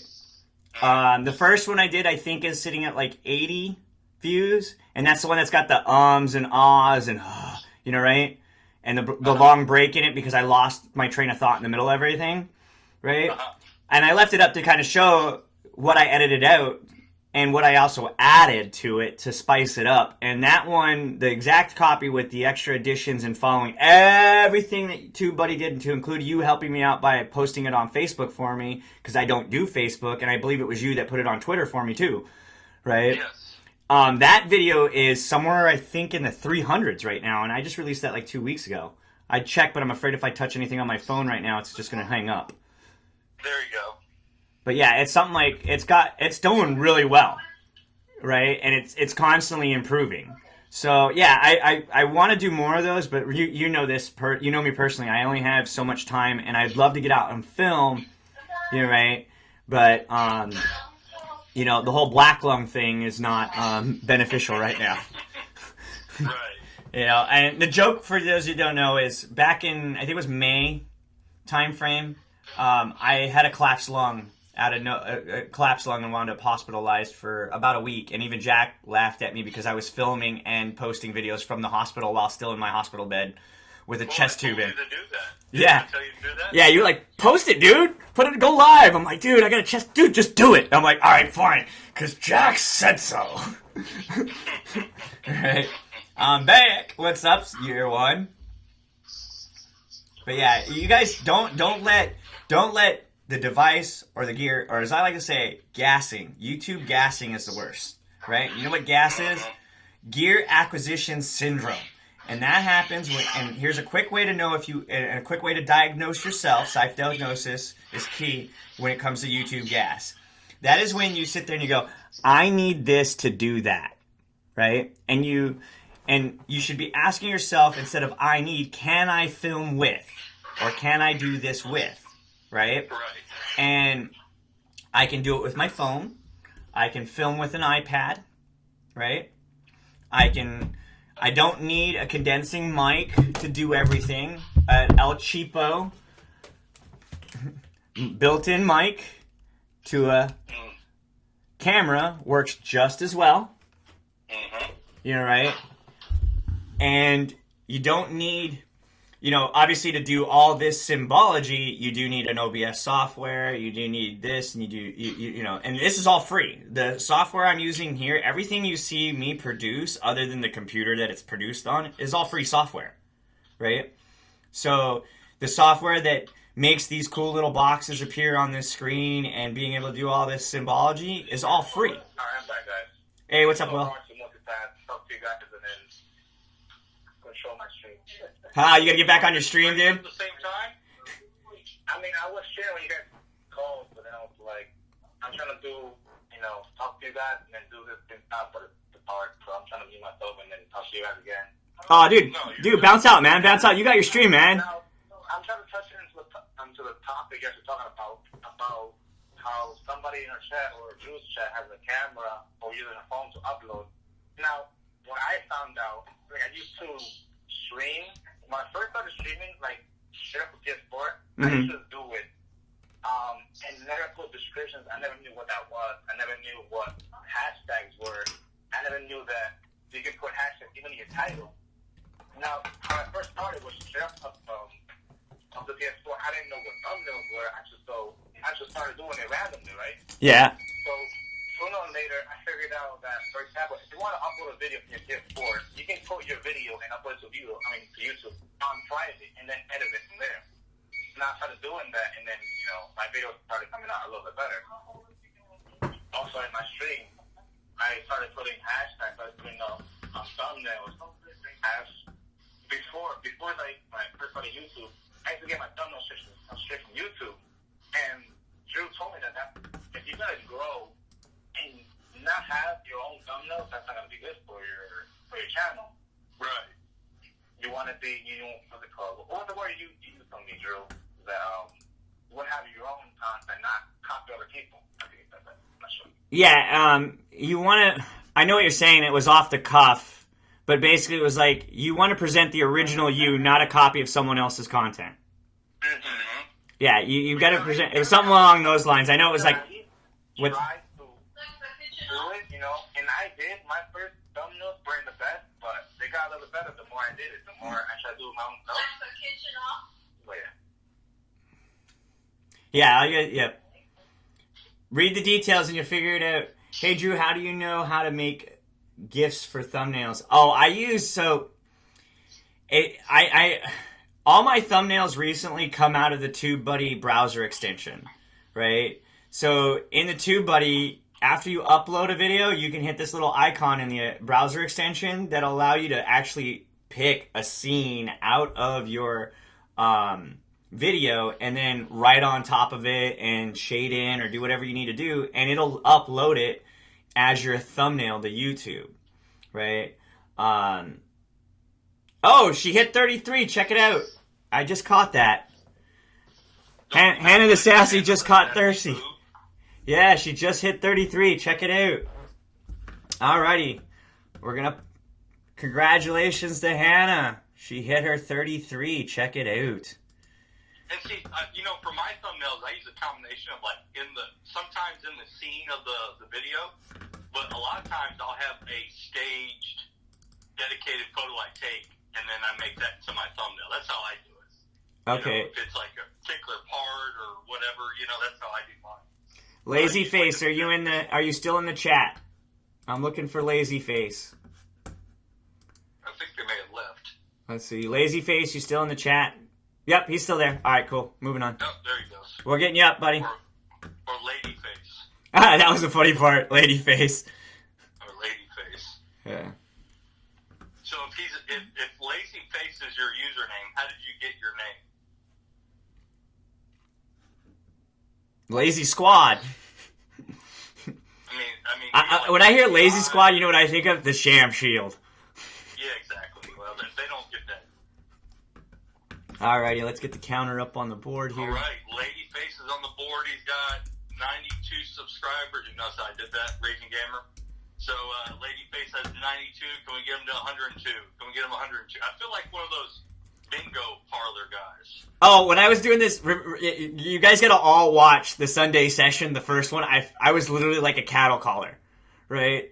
Because I was just reading off people's names, and people were just snowballing fast. I think that was the one I had like 400 people hit my feed for 2 hours. It was crazy. But they were just coming in to hear me say their name, and then they were leaving, right? And I was just reading them off, and I swear to God, I was like a cat. Can I get 25? Yep, can I get Raging Gamer on the 2? Let's get a sub over to Lazy Face. Someone go over to Raging Gamer, and we got Hannah the Sassy Bow. Go hit her up, please, and mash that red button. He goes, I was kind of a fan of Blueface, the rapper. Ah. Oh, God. Take him down now, Drew. Let's not grow his channel. Hey, he waited in line. I don't. If you wait patiently in line and you don't spam, you get your time. Yeah, I guess. Anna's got her number, so she's leaving. Bye, Anna. Bye, Anna. Have a good one. See you on the next one. I'm kind of a fan. What's a Blueface? This is how country I am. I'm like, what's a Blueface rapper? Angelita, what's a Blueface rapper? My wife's Puerto Rican. Maybe she might know. She don't know. Who's Blueface? A Blueface. I guess they're a rapper. It's a rapper. Oh, it's a rapper? Okay. Yeah. Will's in the know. Will's in the know. Translate it for me. Will, you'll translate all these things for me, okay? Oh, God. What do you want to translate? I guess what a Blueface was, but it's a rapper, I guess. Mm-hmm. I never heard no rapper like that. I don't listen to rap. Yeah, he's rapper dude for that. Funny name. I listen to Howard Stern and a lot of Texas country. Alright, I don't know why that's... Oh, you have symbology tucked in your name. That's why. What happened? Oh, SDA barrel roll. That's what it says. The SDA, it says barrel roll, but the way the handle was configured, it's... You remember my argument on why you should not use emojis, right? Oh, yeah. So here's why. Because YouTube can't rank that. That's behind your image, SDA, right? YouTube can't rank and file that. So it can't stack you in the search or compile your name. Oh, yeah. Right. I stopped doing that, Drew. Remember? And what happened to your channel? You started getting more views because of it, right? Mm-hmm. It's because what you see on my screen right here is why you should not use emojis, right? Because YouTube and any search algorithm cannot stack emojis because you see a cute little design, the computer sees this gobbledygook, right? And that gobbledygook can't be ranked, right? So what does it do? It puts you in the barrel. And you know what the barrel is? That's where all that other stuff goes. Because if you don't understand what the barrel is for data, grab an emoji, throw it into YouTube search, any emoji, just one. Put it in there and watch what you get. And then do it again and watch what happens. You won't get the same search results. Why? Because YouTube doesn't know how to rank that, right? So it's just going to give you gobbledygook, right? Right. So that's one thing to really, if you really want your channel to grow and you really want more subs, I'm going to tell you right now, that's one thing you should fix, right? Because it makes it hard for YouTube to rank you. And Will will tell you that. He was the first person when I learned that. I was like, hey, Will, dude, I just watched a whole bunch of stuff. Apparently, like a month ago, these guys were releasing content. They've already got data saying that this is bad, right? And here's why. And I'm a computer person, and I was like, that makes total freaking sense, right? You can't make a search around this. You can't build a search around this gobbledygook, right? It's cool, like, you know, my brain knows that that's barrel roll, right? But the computer doesn't, right? The computer sees blap, blip, blap, blip, blap, right? But so... Yeah, whoever we're talking about, take it out of your stuff. Yeah, it's just an easy way to gain subscribers and gain views, because the theory is ideally what my channel is about is to help you get into the search, right? To show up better in the search by better ranking yourself and better designing. It starts with your About tab and ends in your video descriptions, right? If you fix these things and you make these work, you become searchable. And why is that important? Well, unless you're out hustling every day for subs, right? Majority of those people won't watch your channel. They're just going to sub to you and sub back because that's the garbage of sub for sub, right? But if you find somebody who stumbles on your channel, is like, I was like, oh, I found this. This is good. Oh, I'm going to hit that red button, right? And that's the format of my show. It's just to bring discovery to people who already sub and come onto my channel to help you kind of grow. But no, that's the ideal strategy, is you want to get people to find you through search so that they will watch your videos and subscribe, and those people return to watch your content, right? And that's where you make dinero, right? Mm-hmm. Because what a lot of you figure out is views don't matter unless you watch, right? Yeah, The exactly. biggest YouTubers have the highest watch rate. Not sub rate, but watch rate, right? And watch rate, YouTube, this is a key way to do your own homework. YouTube, search the term, how to increase my watch rate, right? And you're going to see a plethora of things that you're going to go, wow, why am I not targeting this way? Especially why is my watch rate important, right? And when they explain your watch rate determines how you get ranked in the algorithm, right? And what a watch rate is I make a video that is 1 minute long, for example. And 1 minute long videos don't work for this. It has to be greater than 3 minutes, right? But let's say, to keep math simple, I make a 1 minute video. That is 60 seconds, right? So within that 60 seconds, I need to make sure that all the people who do view it watch a minimum of 40 seconds of it. That is 80% of that video, right? Approximately, right? If you hit that target mark for your videos consistently, where 80% of your views, or the majority of your views watch 80% of your video, right? You will skyrocket, right? And you will also beat the monetization algorithm, right? And what do I mean by that? If you hit certain marks in YouTube where your growth goes like this, or you hit certain view windows within a certain parameter, by default, YouTube puts ads on your channel because they want to capitalize on that watch rate, right? And they bypass monetization. Absolutely. And you get little pennies for it. And Jack has been there. He's like, hey, dude, I made 2 cents this month. And Jack's like, why? And I go, because I broke the algorithm on this video. And he's like, what? It only has 1,000 views, but it got the 1,000 views in the first 20 seconds, right? And oh, by the way, it's a minute 15 video, a 3 minute video, and they watch 2 minutes and 45 seconds of it, right? Because they don't realize they're getting duped until about 2 minutes and 45 seconds. And that's one of the videos I took down because I was playing with clickbait and I don't feel good about myself. I've done stuff to grow subs, and Jack will tell you, I was like, dude, I'm not doing that again. And people, like, we had another person who was like, dude, you got like 300 subs doing that. I'm not doing that again. Right. You know, right? I don't care. I just didn't feel good about doing it. I'm not doing it. And I left it alone. You know, right? And I can go back to that well and pick that well, but I just don't feel good about doing it that way. You know, it's like those people who do fake giveaways. Like, why? Take $10, give it away. Why fake it? Right? Mm-hmm. Why? All you're going to do is upset your audience. One person calls you a fake and proves it, you're done. So don't fake, right? Be real. Be the real you, right, on YouTube. The real you is king, right? Dang it, I got to finish fixing this thing. You guys carry on the conversation, sorry. Well, I was going to say, you know, what was I going to say? It's, when it comes to, you know, another thing I think about growing our channel, you're talking about the emojis earlier, I didn't want to cut you off.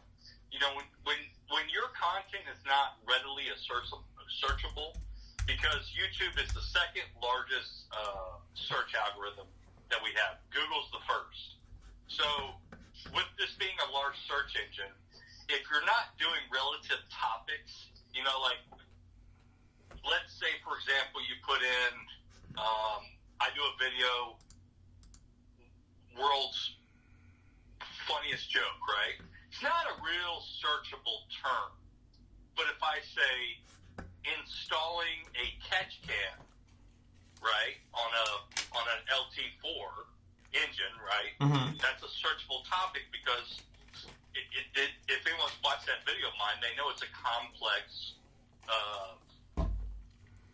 task to do. You know what I mean? It's not just plug and play. There's a lot of steps that are involved in putting in a catch can, or a lot of people not even understand what a catch can is. But what I'm saying is, catch cans help blow by oil from going back into your supercharger, which they're real tight tolerances. If you get too much oil on your turbine in there, it could theoretically warp and destroy your supercharger. So that's why you put a catch can to catch all the oil blow by. Try putting the pressure back in a bottle of soda. Right. Is all it is. If you put the pressure back in a bottle of soda, the engine explodes. So, with that being said, you know, you have to do searchable titles. So, you know, and sometimes our videos, like, for instance, I had a video where I had to fix a misfire on a Jeep. That video, the first 2 hours I released it, I think it got like 60 views. It's up to almost 1,000 views now because it's a search topic of how to fix that misfire on a Jeep, which is a very common occurrence in the cool packs. Yeah. Which, again, I know I'm talking all this stuff that a lot of these guys don't understand because they're kids or gaming channels, but what I'm saying is that's what you have to realize when you're making that title and that thumbnail for your video. Can it be searched? Are people searching for it? Because a real easy way of finding topics is, put in the search bar for your niche, like how to play Fortnite, right? There's a million topics going to come up, right? We did that on one, remember? I don't know if you were on that. I did that on one stream where I was trying to, we had like 2 or 3 people only in the chat. So I was like, all right, we'll deep dive these the context. And I was like looking up Fortnite. I'm like, dude, Fortnite's got a bunch of dead freaking tags, right? Like they're oversaturated, they're highly overused. And that's a neat thing about the TubeBuddy app is it'll show you the rate of use of a particular tag, right? Right. And if it's really, really high, that means 2 things. It's a saturated market or it's a dead topic, right? Right. And yeah, what's this cancer? Pillar fan of Disney. Okay, hey, what's up? I've been busy. Year one's back. But that's the point. You know what I mean? Like, if everyone's making a Fortnite video, it's very hard to differentiate yourself from your competition, right? Yep. There's another way of putting it that's really easy for me to explain is a lot of people do what's 5 things I hate about my car. I do that. It's a very search topic. It's oversaturated. But I'm thinking about coming up on 5 things that people hate about my car. You know what I mean? I'm not saying I hate about it. Other people hate about it. That's actually pretty smart.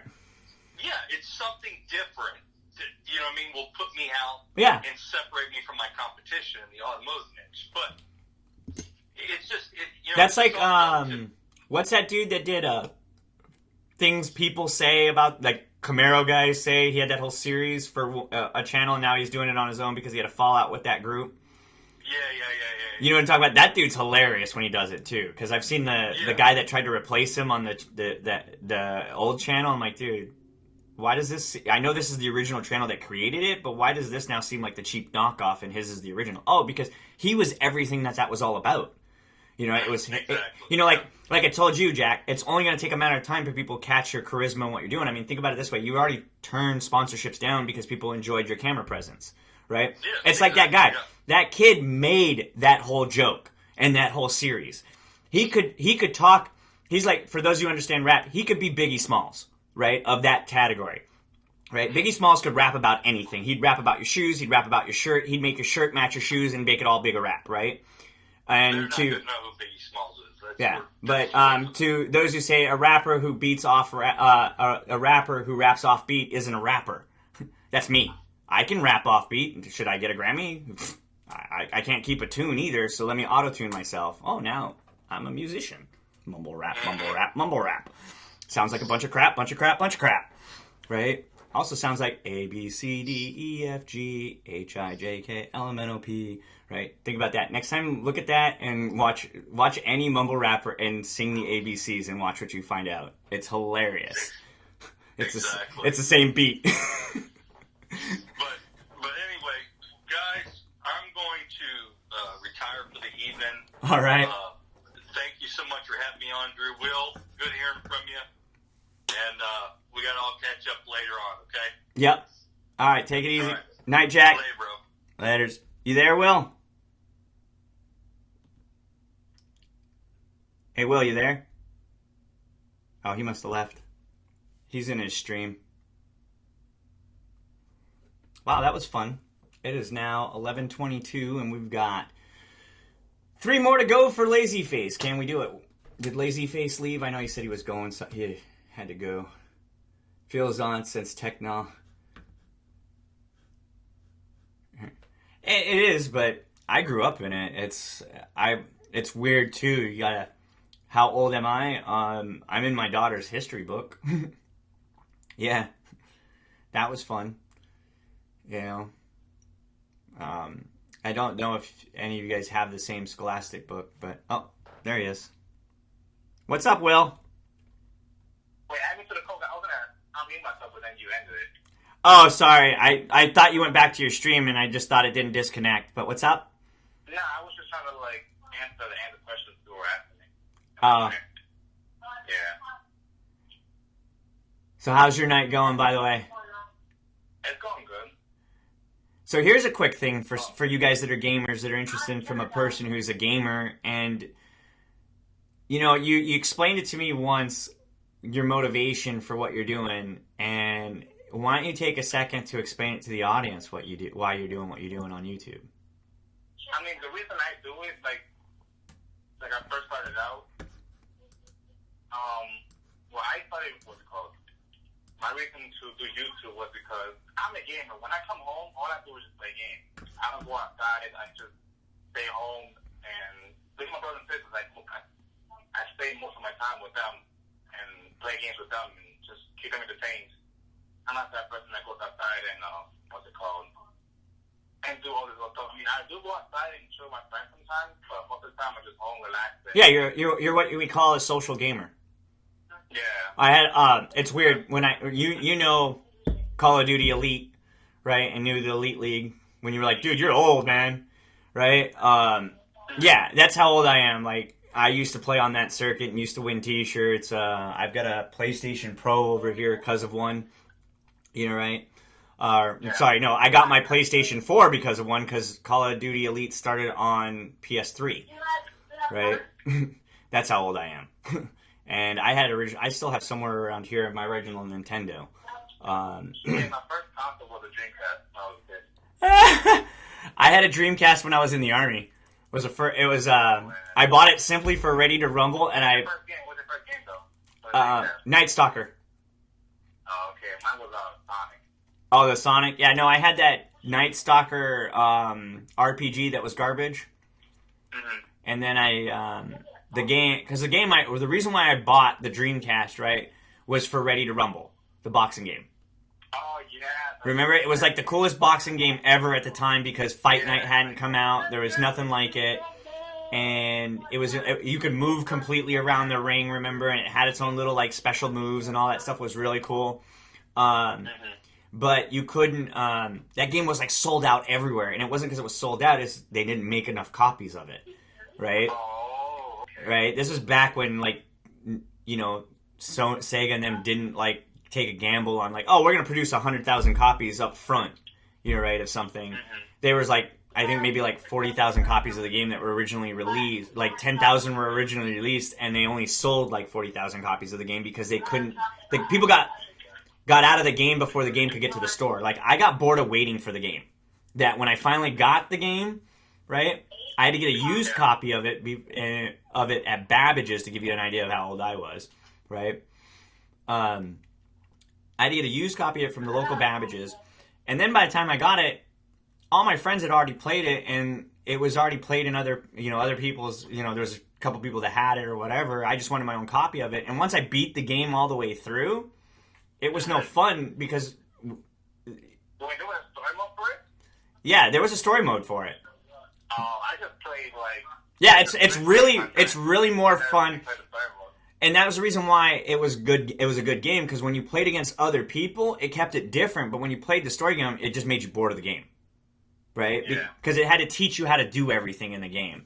That's the only reason why I didn't like the game at all. Like I was really just upset after I got it because once I beat the story mode, I was like, this isn't what I expected. You know, right? And everybody got bored of playing each other with it by the time I actually physically got the game. So it was like, oh, now I just spent $30 on a game that I don't want to play anymore. Yeah, I noticed that a lot. Night, DV. Take it easy, Jack.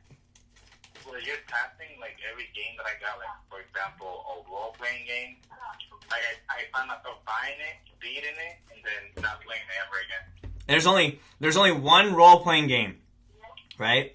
I have yet to beat.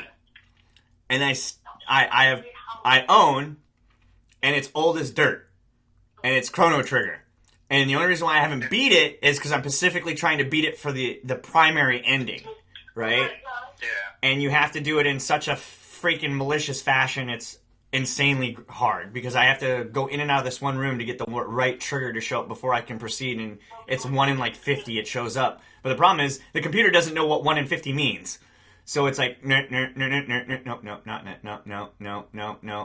I'll finally get it. And then you go to the next spot and you get knocked back in the room. It's like, crap, now I got to do that whole sequence all over again because the game doesn't save when you move from screen to screen if you ever play Chrono Trigger. But yeah, it's an insanely fun game, but it's one of the games that I own. I had it I borrowed it from a friend as a kid, really got into it, but then I had to give it back and I never got to beat it. And as an adult, I was like, $300 for the game isn't much, but to beat the 10-year-old me's ambition, go for it. And I still haven't beat the game. I'm at the last boss stage right before where you have to do the bounce back again to get the little chest to show up so that you'll get the best ending of the game when you kill the boss, no matter how you kill him, right?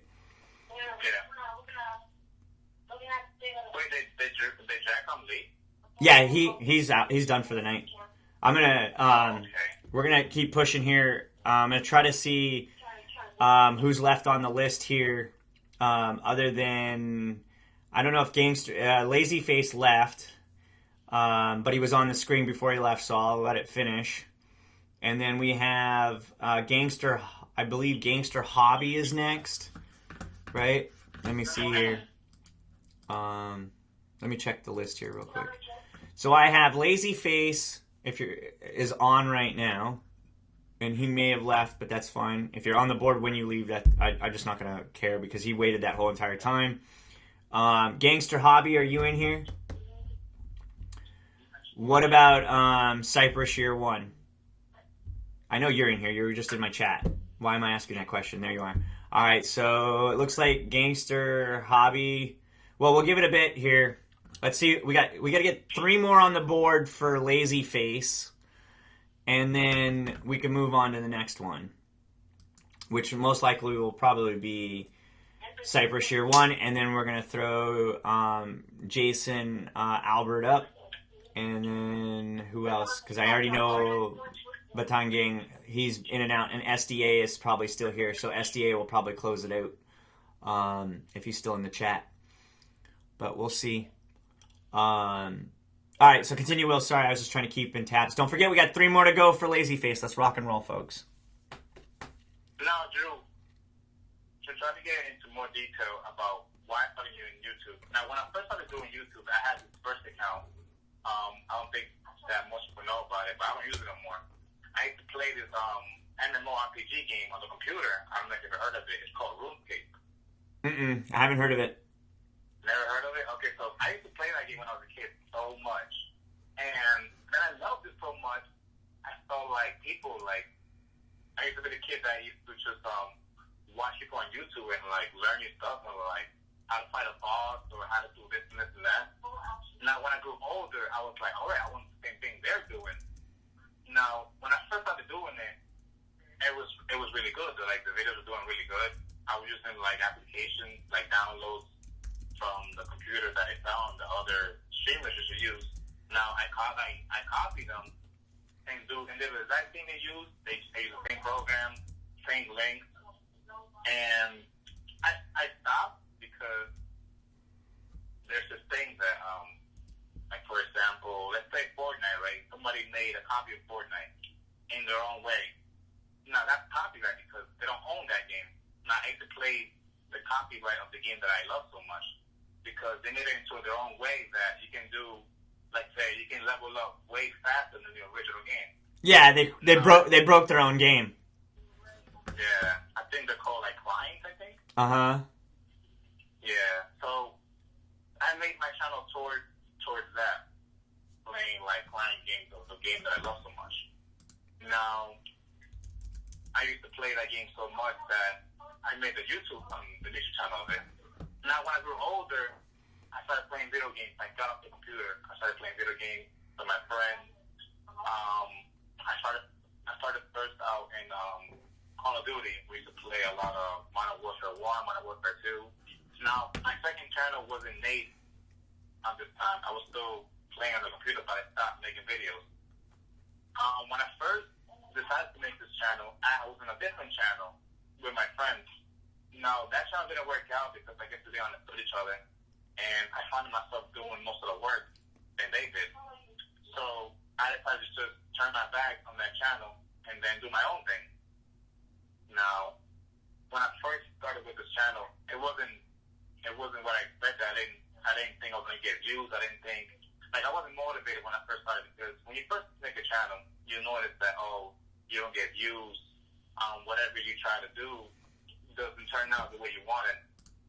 Like, for example, if you make a channel right now out of Fortnite, knowing that Fortnite is so popular, you're gonna get views because people like search up how to do this, how to get skins. People want to get V-Bucks, and you know you're gonna get a lot of views from that. You know you're gonna get a lot of attention. Now, if you want to say anything, Drew, just cut me off and just talk. No, keep talking, man. All right. So when I made this channel, I made a channel with Fortnite because I found myself playing it a lot. I enjoy the battle pass. I enjoy the free stuff they give you. Mm-hmm. And I found myself a lot. I found myself playing with my wife. We always play Fortnite together. So when I met your channel, that's when I learned new stuff. Like, for example, how to be consistent with your videos, how to put hashtags in your videos, how to put all the stuff that I never knew about. Now, when I first started doing that, I found myself learning new things and doing new stuff, and this is where I'm at right now.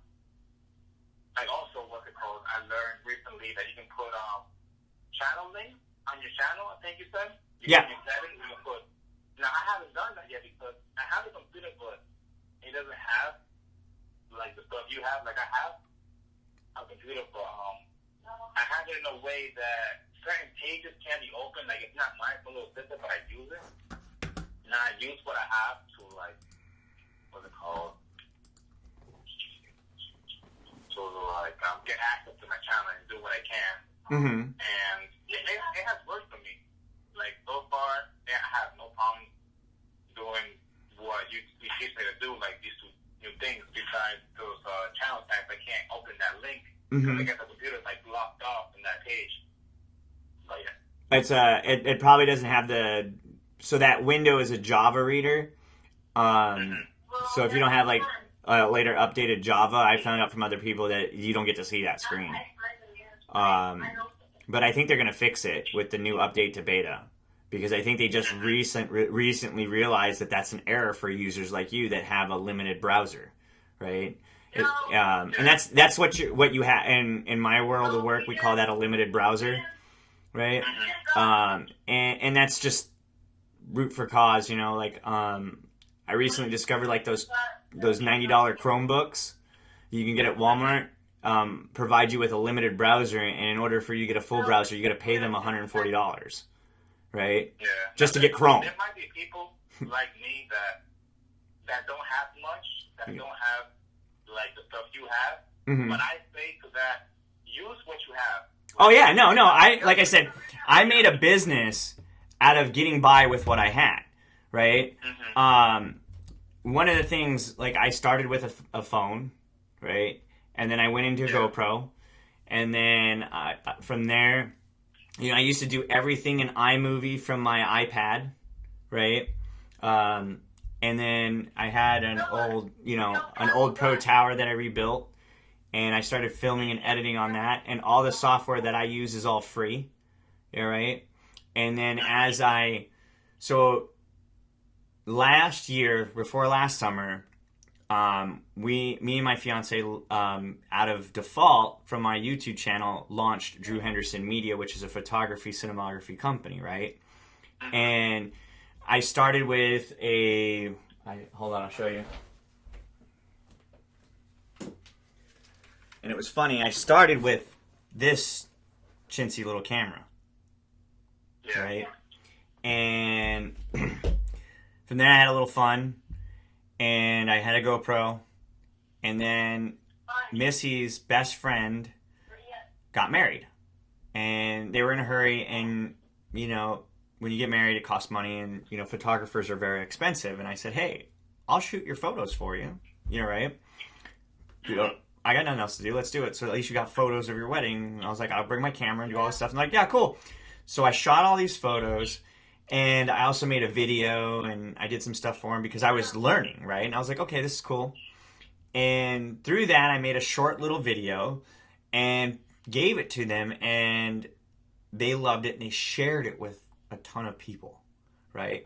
Yeah. And then it got passed around. I'm in northern New England. I'm in New England, in New Hampshire, Massachusetts area. We have people that we live in a live free or die state, which means live free or die. My choice is my choice. Your choice is your choice, right? So there's not a lot of political lobbying. So like, if a photographer doesn't want to take photos of a lesbian wedding, he's not going to have to. He can turn down the work, right? And he can tell you straight to your face, it's because you're a lesbian, right? Yeah. And there's nothing they can do about it because although we're a democratically ran state, we're about your rights, right? Like, live free or die, it means your rights. Like, we don't pay sales tax in this state. We have a high tax rate because you pay for your property tax because it's your property kind of situation, right? So there's all of that, but you don't need to have all those things. And it's true, you're right. The best people use what they have, right? The best time to start is with what you have, right? And yes, a lot of people are like, I can't do YouTube. Yeah. I run into so many people that, like, oh, not that they see me on YouTube, but they know me from something. Like, what are you doing on your phone? I'm like, oh, I'm just checking my YouTube. You're on YouTube? I'm like, yeah. It's like, oh, I would get on YouTube, but I don't have a camera. I'm like, you have a freaking cell phone. It shoots in 4K. Yeah. Use it, right? Like, oh, but I don't know how to edit. Use iMovie. It's in your phone, right? If you're an Apple user, right? Those are all things that are readily available. But what I found is like I said, gas. Don't YouTube gas yourself. That's the worst. Gear acquisition syndrome. And I suffered from it. That I went out and bought the drone. I dropped, I make a good salary. So, and I'm retired. I'm medically retired, so I get a pension too. So I dropped I blew money on stupid stuff that I thought I needed, right? Yeah. And Jack will tell you, I have a shelf full of cameras, and like this one, I only keep this to remind myself that I never really needed more than this, right? The only thing having the $3,000 camera and all that is because I do photography on the side. And one of the things I do as well is when you have a camera, you can do stock photography on Adobe, which means you can sell your photos, right? To the point I made a joke. I actually made a video. Within 11 days, I sold a picture of my floor, right? I literally took my camera out on a video, and if you look back, it's there. It was done earlier this year. I took a picture of my floor, and I said, let's see how really easy it is to make money selling stock photography. Yes, I made 11 cents, but I made it in less than 11 days, right? And honest to goodness now, my stock photography account, right, my actual stock photography account funds a lot of my toys, right? And I started some of my best photos on stock photography were done with my cell phone because I just happened to catch a photo of this flower after it rained, and I just walked by. I was like, oh, cool. And then I just took it and I blew it up. And I was like, oh, cool. Added to stock photography. And for some reason, it sells a lot, right? At like 3 cents a pop. I don't know why. I filmed me walking across a bridge with just my feet in a pair of Chucks. And that video has been downloaded, I don't know how many times, but it's made me a few $100s, right? No, I don't want to jump you, Drew, but the Crash made a good point. I use the app. So, like, for example, put music. If I want to upload a video from my manager and put it on my phone, I use the app sometimes. So, like, put music in the background. Yeah. Or, like, cut video. That's a good app to use, I would say.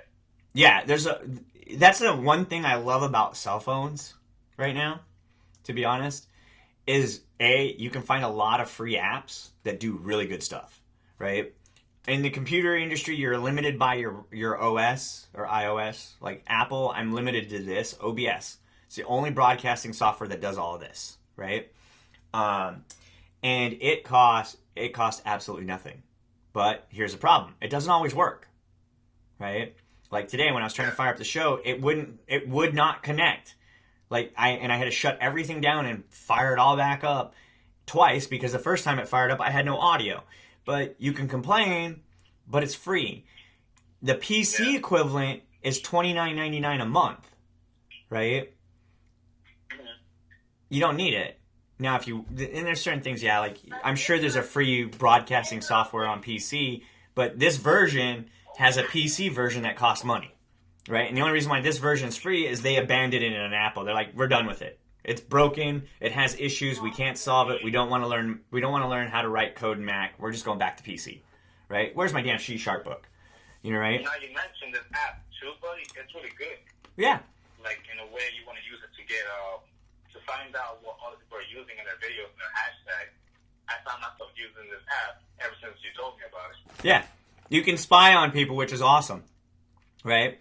And I don't really call it spying. I would say it's more of leveling the playing field, right?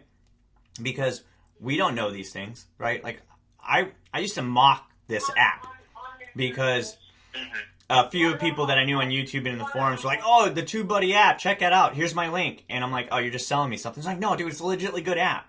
I get more views from it. I'm like, how many more views? Like 4? I'm like, all right, that's not really 4. I can get 4 by posting on Facebook. You know, right?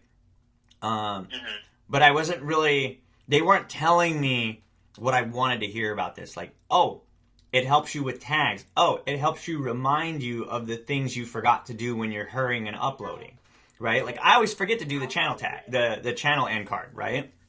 End cards. And this thing reminded me, and I was like scrolling through all my videos, and I was like, when I tell people, I got this app on August 12th. And started testing it. And I didn't tell anybody I was testing it because I believe in just doing something and then hear people's opinions about it, especially when I had a negative opinion about something going into it. And so did Jack, right? And through that, we made fun of it.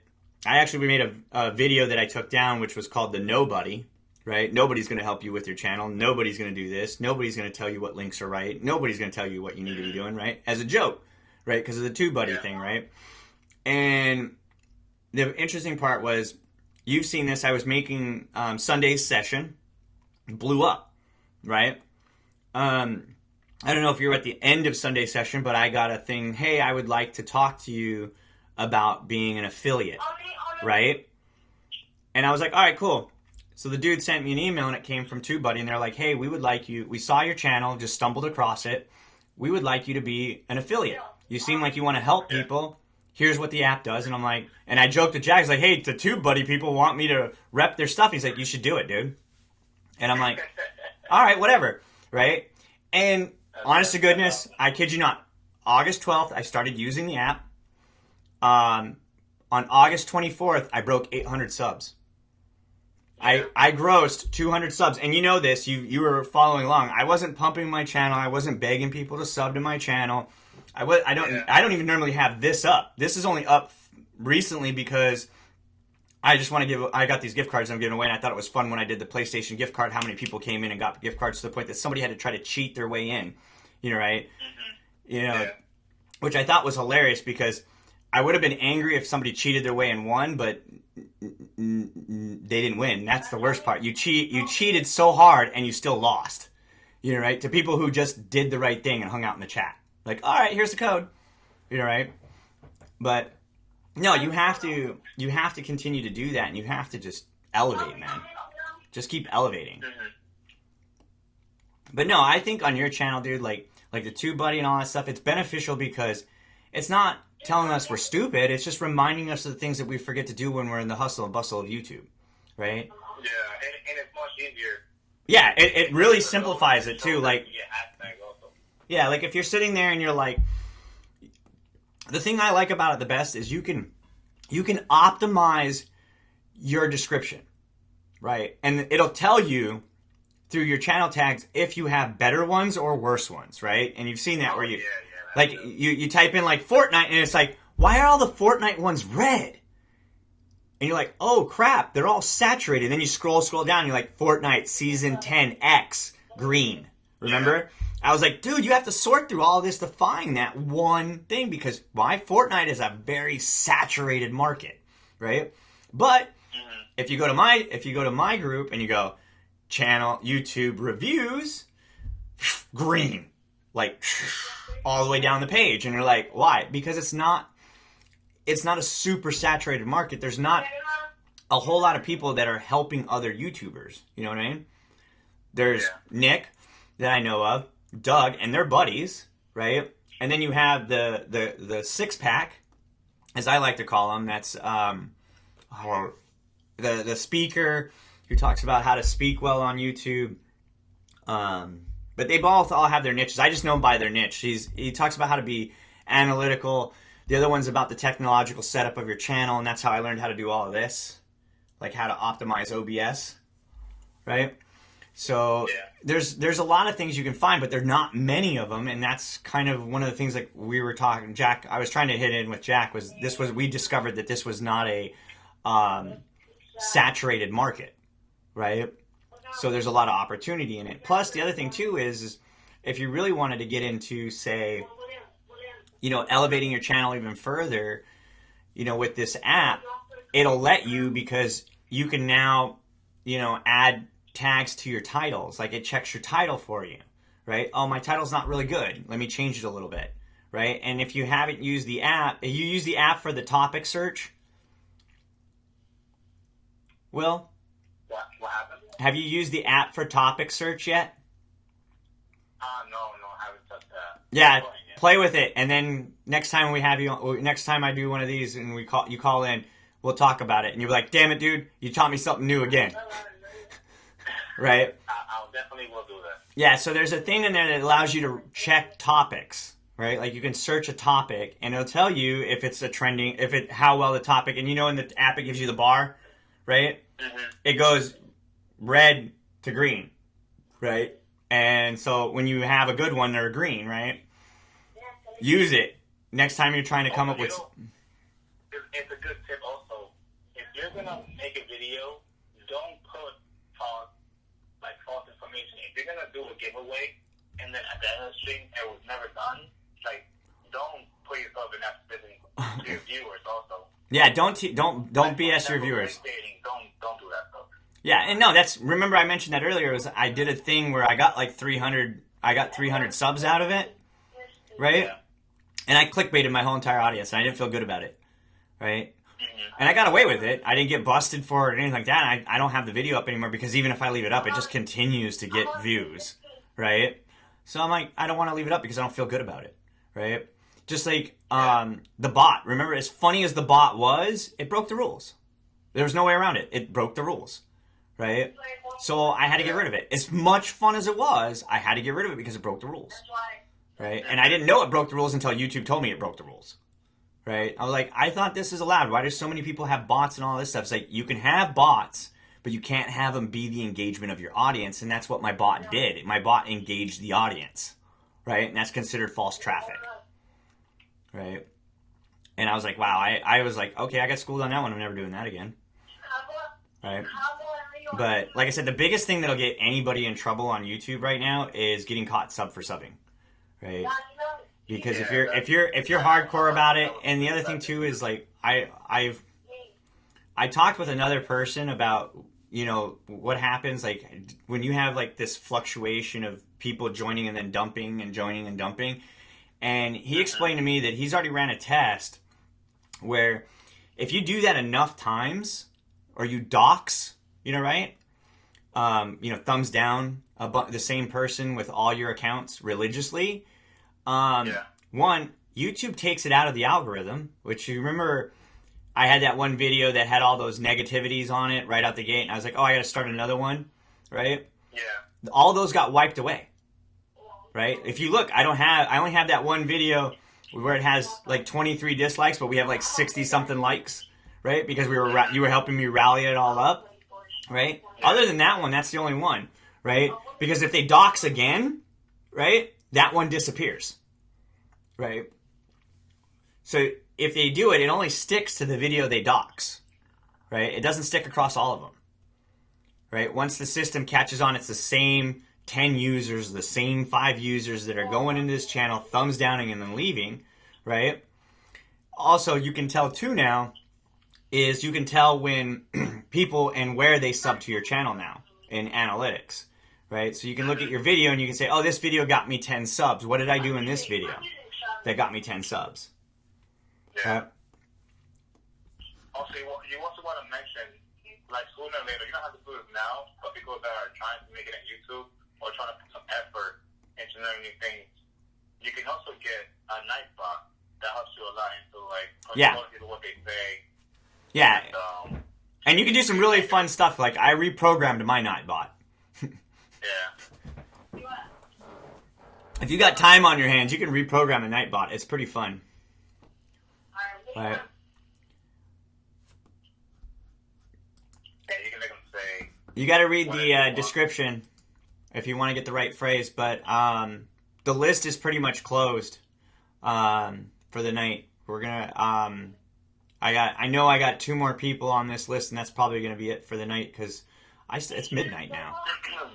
You realize that, dude? This stream went like 3 hours like that. Yeah, we're at 3.5 hours, dude. Really? Dang. Yeah, that's insane, dude. I normally only run for new people. You know this. I normally only run for an hour. Except on the weekends. We tend to have fun on the weekends. So this is fun. I kind of wish we could have got this card gone. But, alright, who's Cypress Year 1? You're still in the chat, right? I think Lazyface left and no one's pumping Lazyface because he's not here to pump himself. Alright, I'm gonna jump. Let's jump you back up since I don't believe anybody else is on the list here. Let me just double check here. Gangster Hobby, are you here? Gangster Hobby. Calling Gangster Hobby. Bueller. Alright, we've had Cypress Year 1. He's here in the chat. I see him. We'll load him up.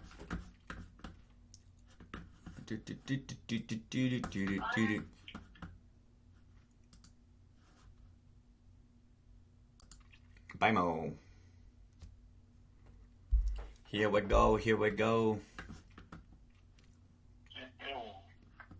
How's your party going? Are you for the Saturday yet?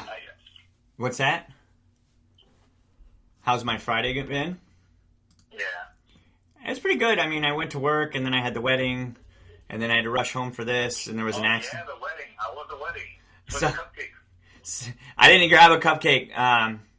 So I have a nerve condition, and it acted up on me, and I couldn't taste nothing, and everything started to taste funny, and I couldn't feel my hands. I couldn't even feel my feet, my shoes. I was like trying to like rub Velcro so I could trick my brain into thinking it was feeling something again. Weird part about my condition. But, no, so I went through all of that. It kind of soured it, so I didn't get to that. But the funny part, I don't know if you heard earlier, when you were texting me about asking me, like, what I meant by what my job is, right? And you were like, you were texting me, like, enjoy the wedding.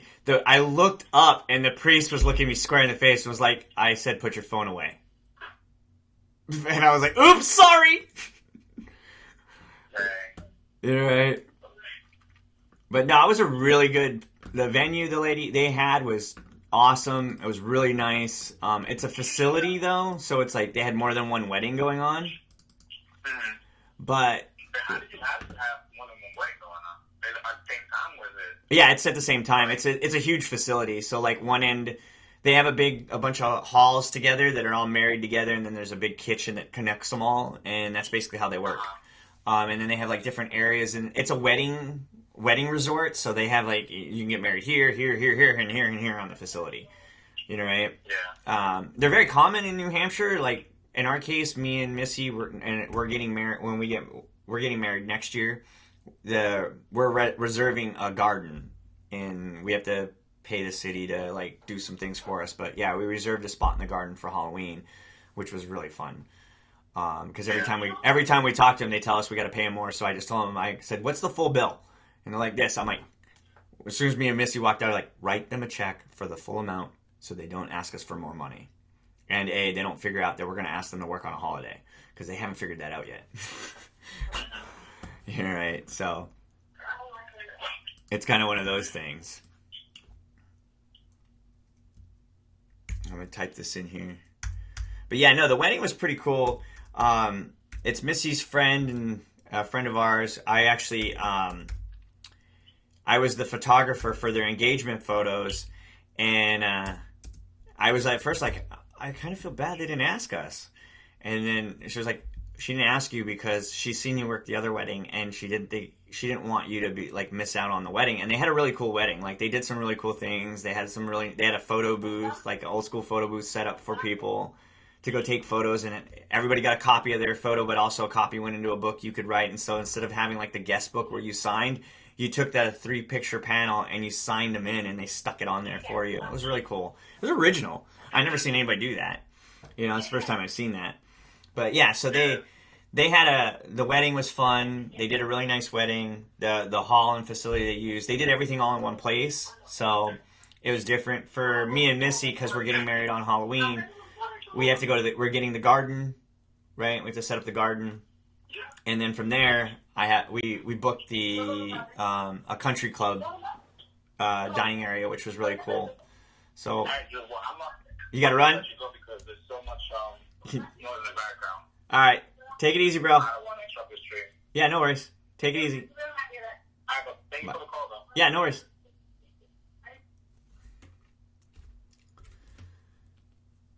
Tired. Fridays and Saturdays are the best. Saturdays are the best. Sundays and Mondays, I'm always tired. Yeah. I actually enjoy Mondays for the most part. I try to fake myself into like really wanting to get up in the morning on Mondays, and it works sometimes. Let me get this all loaded up. Sorry for all the distractions there, Cyberpursuer 1. Let's get your counter up. It's been an interesting time today. I don't generally open up the phone lines, but it makes it fun, and pretty soon we'll have the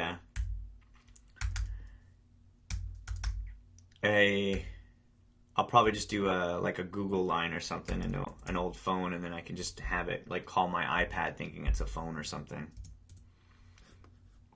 That way I don't get a bunch of whack job calls calling my phone. 607. Command C. He's at 607, folks. Command P.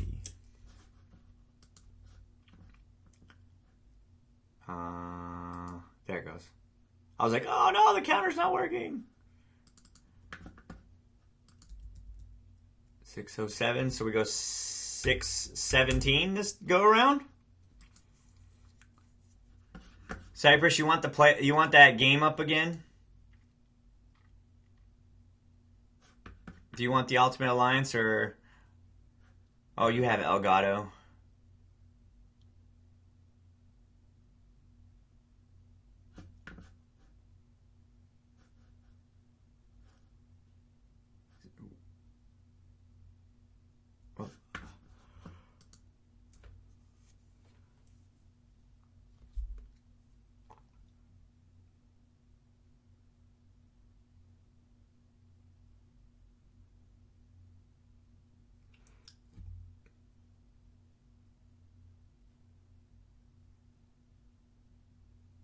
Where's that? Which one is that?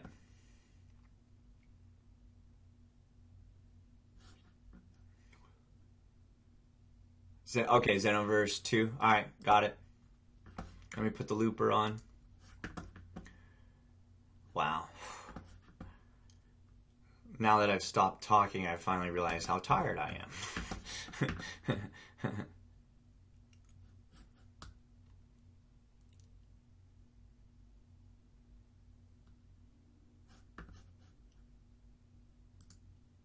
I think I have this game on PlayStation.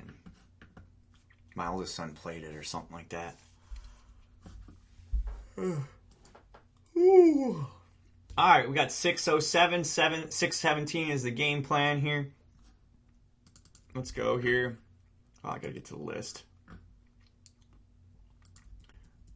We have Akinobene, Jason Albert TV, and SDA. I know Jason Albert TV is not present, but I'm gonna put him up for a fun whack because he's a friend of mine, and he did jump in my chat, and he's a busy dude. I know he's busy. Guy works like probably a lot where he's doing stuff.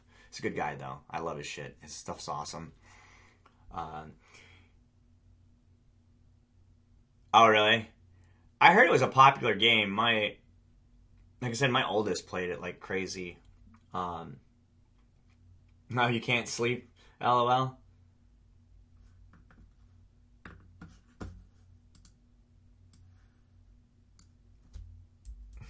I said that once. I couldn't sleep. My dad used to tell me, try closing your eyes and not saying anything and not moving.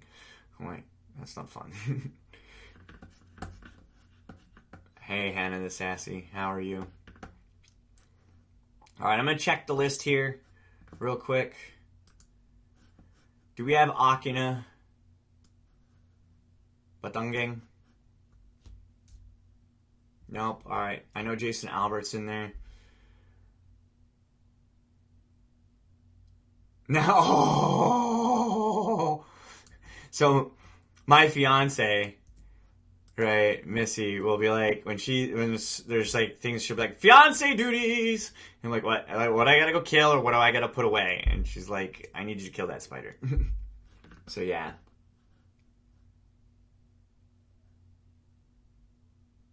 Oh yeah, dude. The irony of YouTube, I found, is YouTube will always prove you wrong and right at the same time, right? I produced a lot of content on YouTube, and I learned that don't invest in the impact you think you're gonna have. Just let it impact, right? And I find that that's like the best way. You don't get vested in it. You don't get like it still sucks. Like you drop a video and goose egg. It sucks, but don't let it say who you are, right? Don't let it. That's not who you are. You're still who you are. It's just it takes time. And the interesting thing is if you go into my video library and you go to my oldest videos first, you're gonna find a whole series in there of me doing workouts. And this back when I used to get up at 4 a.m. and work out every day. And I used to film my workouts, and I started sharing them on Facebook, and I thought on YouTube, I thought it'd be a great thing. Nobody watched those for a long time. At one point, it was a joke in my channel. It was like, can you find the videos that no one's watched? And people would be like, my friends would be like, yeah, it's all your fitness videos, you jerk. I'm like, how am I a jerk? It's like, dude, you shouldn't be doing that stuff on, like, you've got the mask, you've got this, you got that. Most people don't have that stuff to train with. I'm like, sorry, I don't have a bench and I don't have this stuff, but I need, these things. Yeah, it's strange. Like, I played this game, yeah. No, and it's like I said with Jack, when I did all my Corvette videos, I made them all. They got like onesies and twosies views. And then out of nowhere, boom, they just kapoppled, as I put it. Like, they just blew up out of nowhere. The sad part is when they all blew up, I didn't have the car anymore. So yeah, I totally get it. Like, stuff just out of nowhere. That's why I tell people, just be consistent with your content, and your consistency will help rank you as well if you do the things I show you and how to improve your searchability on your channel.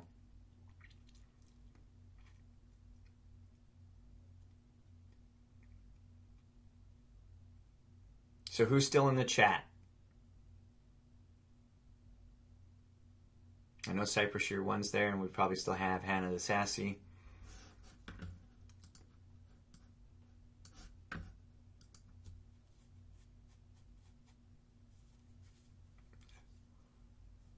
What we got in the chat, folks?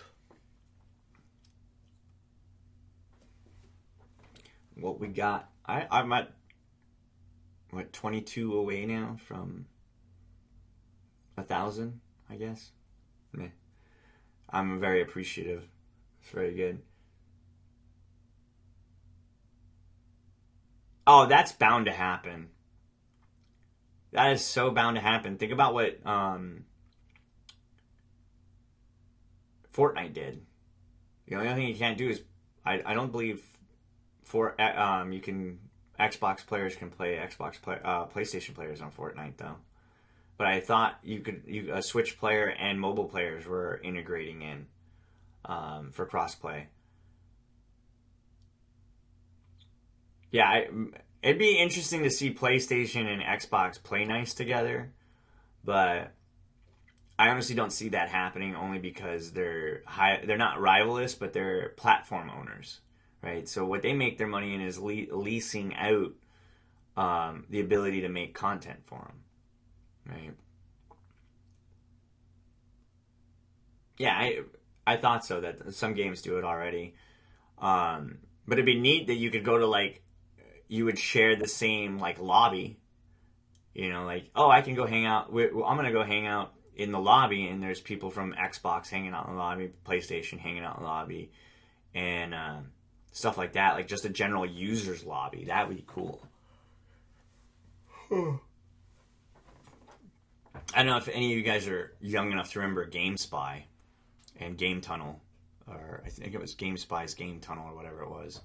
But that was the original way of playing a LAN game, was you used GameSpy, and like Halo 1, you played that, and you tricked the computer into thinking you were playing two players on the same system, or linked systems, and doing 4-on-4 when you're actually playing 8 systems.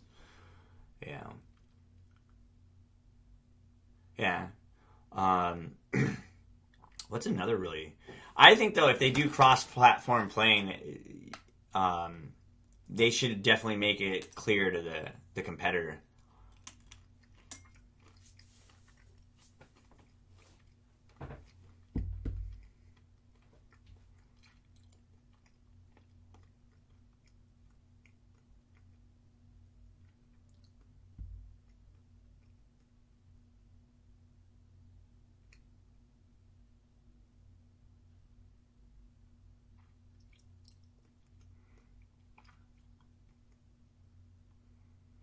No. Tangibility won't go away. Especially in gaming, because there's people I know specifically that take the time to go to GameStop and buy the game, because when you buy it digitally, you can't resell it. Right? So they want to keep all... And I know, like I said, I know people who specifically buy that, don't buy downloaded games. I find that that's the worst part about downloads, is you can't, like, if you download the game and you don't like it, you can't just take it back to the store, and you can't request PlayStation to give you a refund. Or like the case in me, I don't know why there's super hot non-VR, right? Because I can't understand. Like, I looked at that and I'm like, dude, this was a waste of $15, right?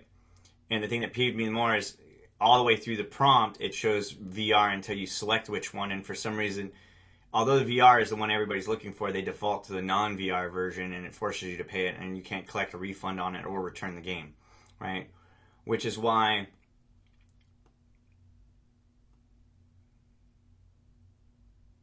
Yeah. And that's the other thing, too, is like, what happens if your platform dies, right? Yeah, you got to go back through and re-download everything, but you don't have the tangibility to sell it all to buy another platform, right? That's generally what I used to game so much and buy so many games that I would just wait till my system crapped, and then I would trade in all my games and get a brand new system, because I would wear them out. Back when I had an Xbox 360 and experienced the Red Ring of Death, I think like 6 times, to the point the guy at Best Buy, or the guy at GameStop, knew who I was by name. Oh, I gotta see who's texting me here.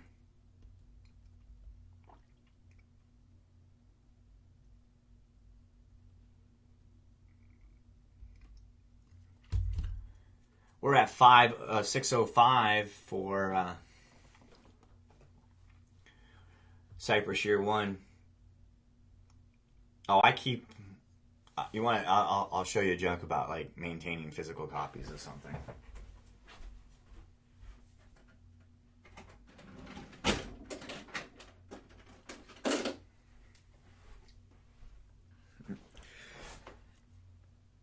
Yeah. Original copy, NES, right there.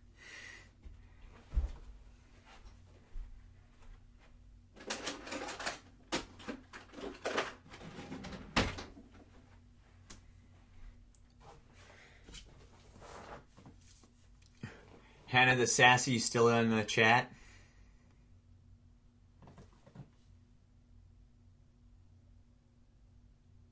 Interesting fighting dynamic in this game.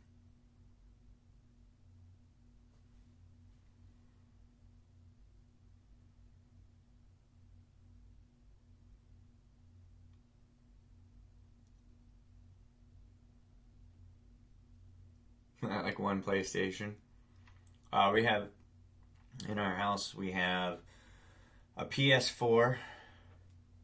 We have 2 PS4s, a Pro and a regular NES, and then and whatever it's called. It's an NES and Super Nintendo combined.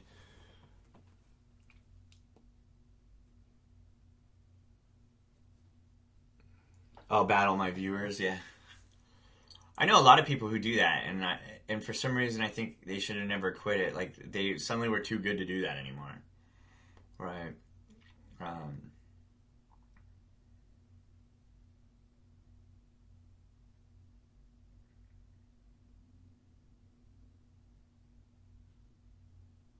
was just looking at what's going on the screen. It's neat symbology throughout the game.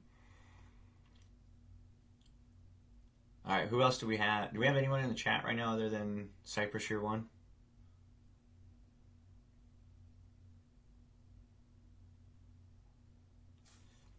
Wow. What are we looking at here? 209. 28 likes. Yeah, 209, not bad. Don't forget to like the stream, folks. Please hit that like button. It does me a huge thing. Makes me feel good. No, I'm kidding. Just lets me know I'm doing what you guys enjoy.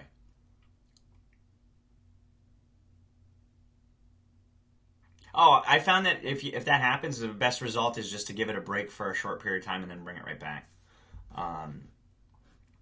That's definitely one way to succeed. Oh.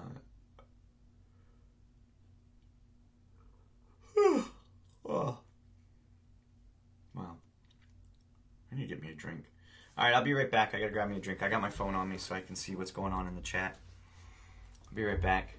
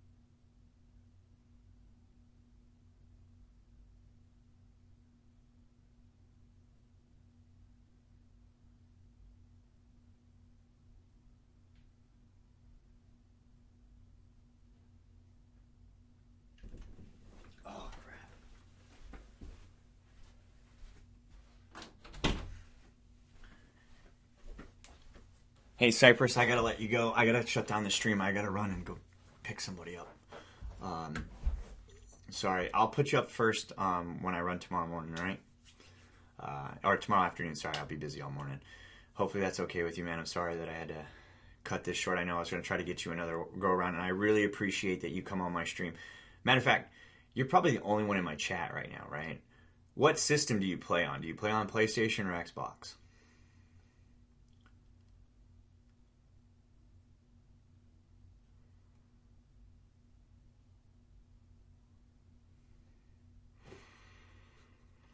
PlayStation? Alright. I'm going to scratch this code off and then just read it out so you can get it, alright? Make sure that's a PlayStation one. Get this off, and then I got to run and go pick somebody up. I really appreciate that you watch my channel and you hang out. All that fun jazzy stuff. Especially since you like hung out through the whole entire stream. You came back and keep coming back. Alright, ready? It's TNJ2JM7-9Q2D. TNJ2JMN7-9Q2D. Right there. Plug it in and use it. All right. Enjoy. I appreciate you watching. Sorry I got to cut you short. If anyone's watching the replay, that's how it's done, folks. Check it out. Thanks for appreciating the show. Thanks for being here. if you want to come on my stream, all you got to do is hit that notification bell. Well, in order to get the notification bell, you got to hit the subscribe button. Hit that subscribe button, then hit the notification bell so that you can be the first ones in line so you know when I go live, because all I do is put people on the screen and I help and review channels and have a good time doing it. So check it out. While you're at it, check out my buddy who closed out the show 2 nights in a row, Cypress Shear 1. He is now at 604 right now. So let's see what we can do for him, help him out. Once again, how do you help somebody out? You mash that red button and you leave them a comment so they know who to get back to. Thanks for watching, and hopefully you guys enjoyed the stream, and I'll see you, well, later today because it's already past midnight.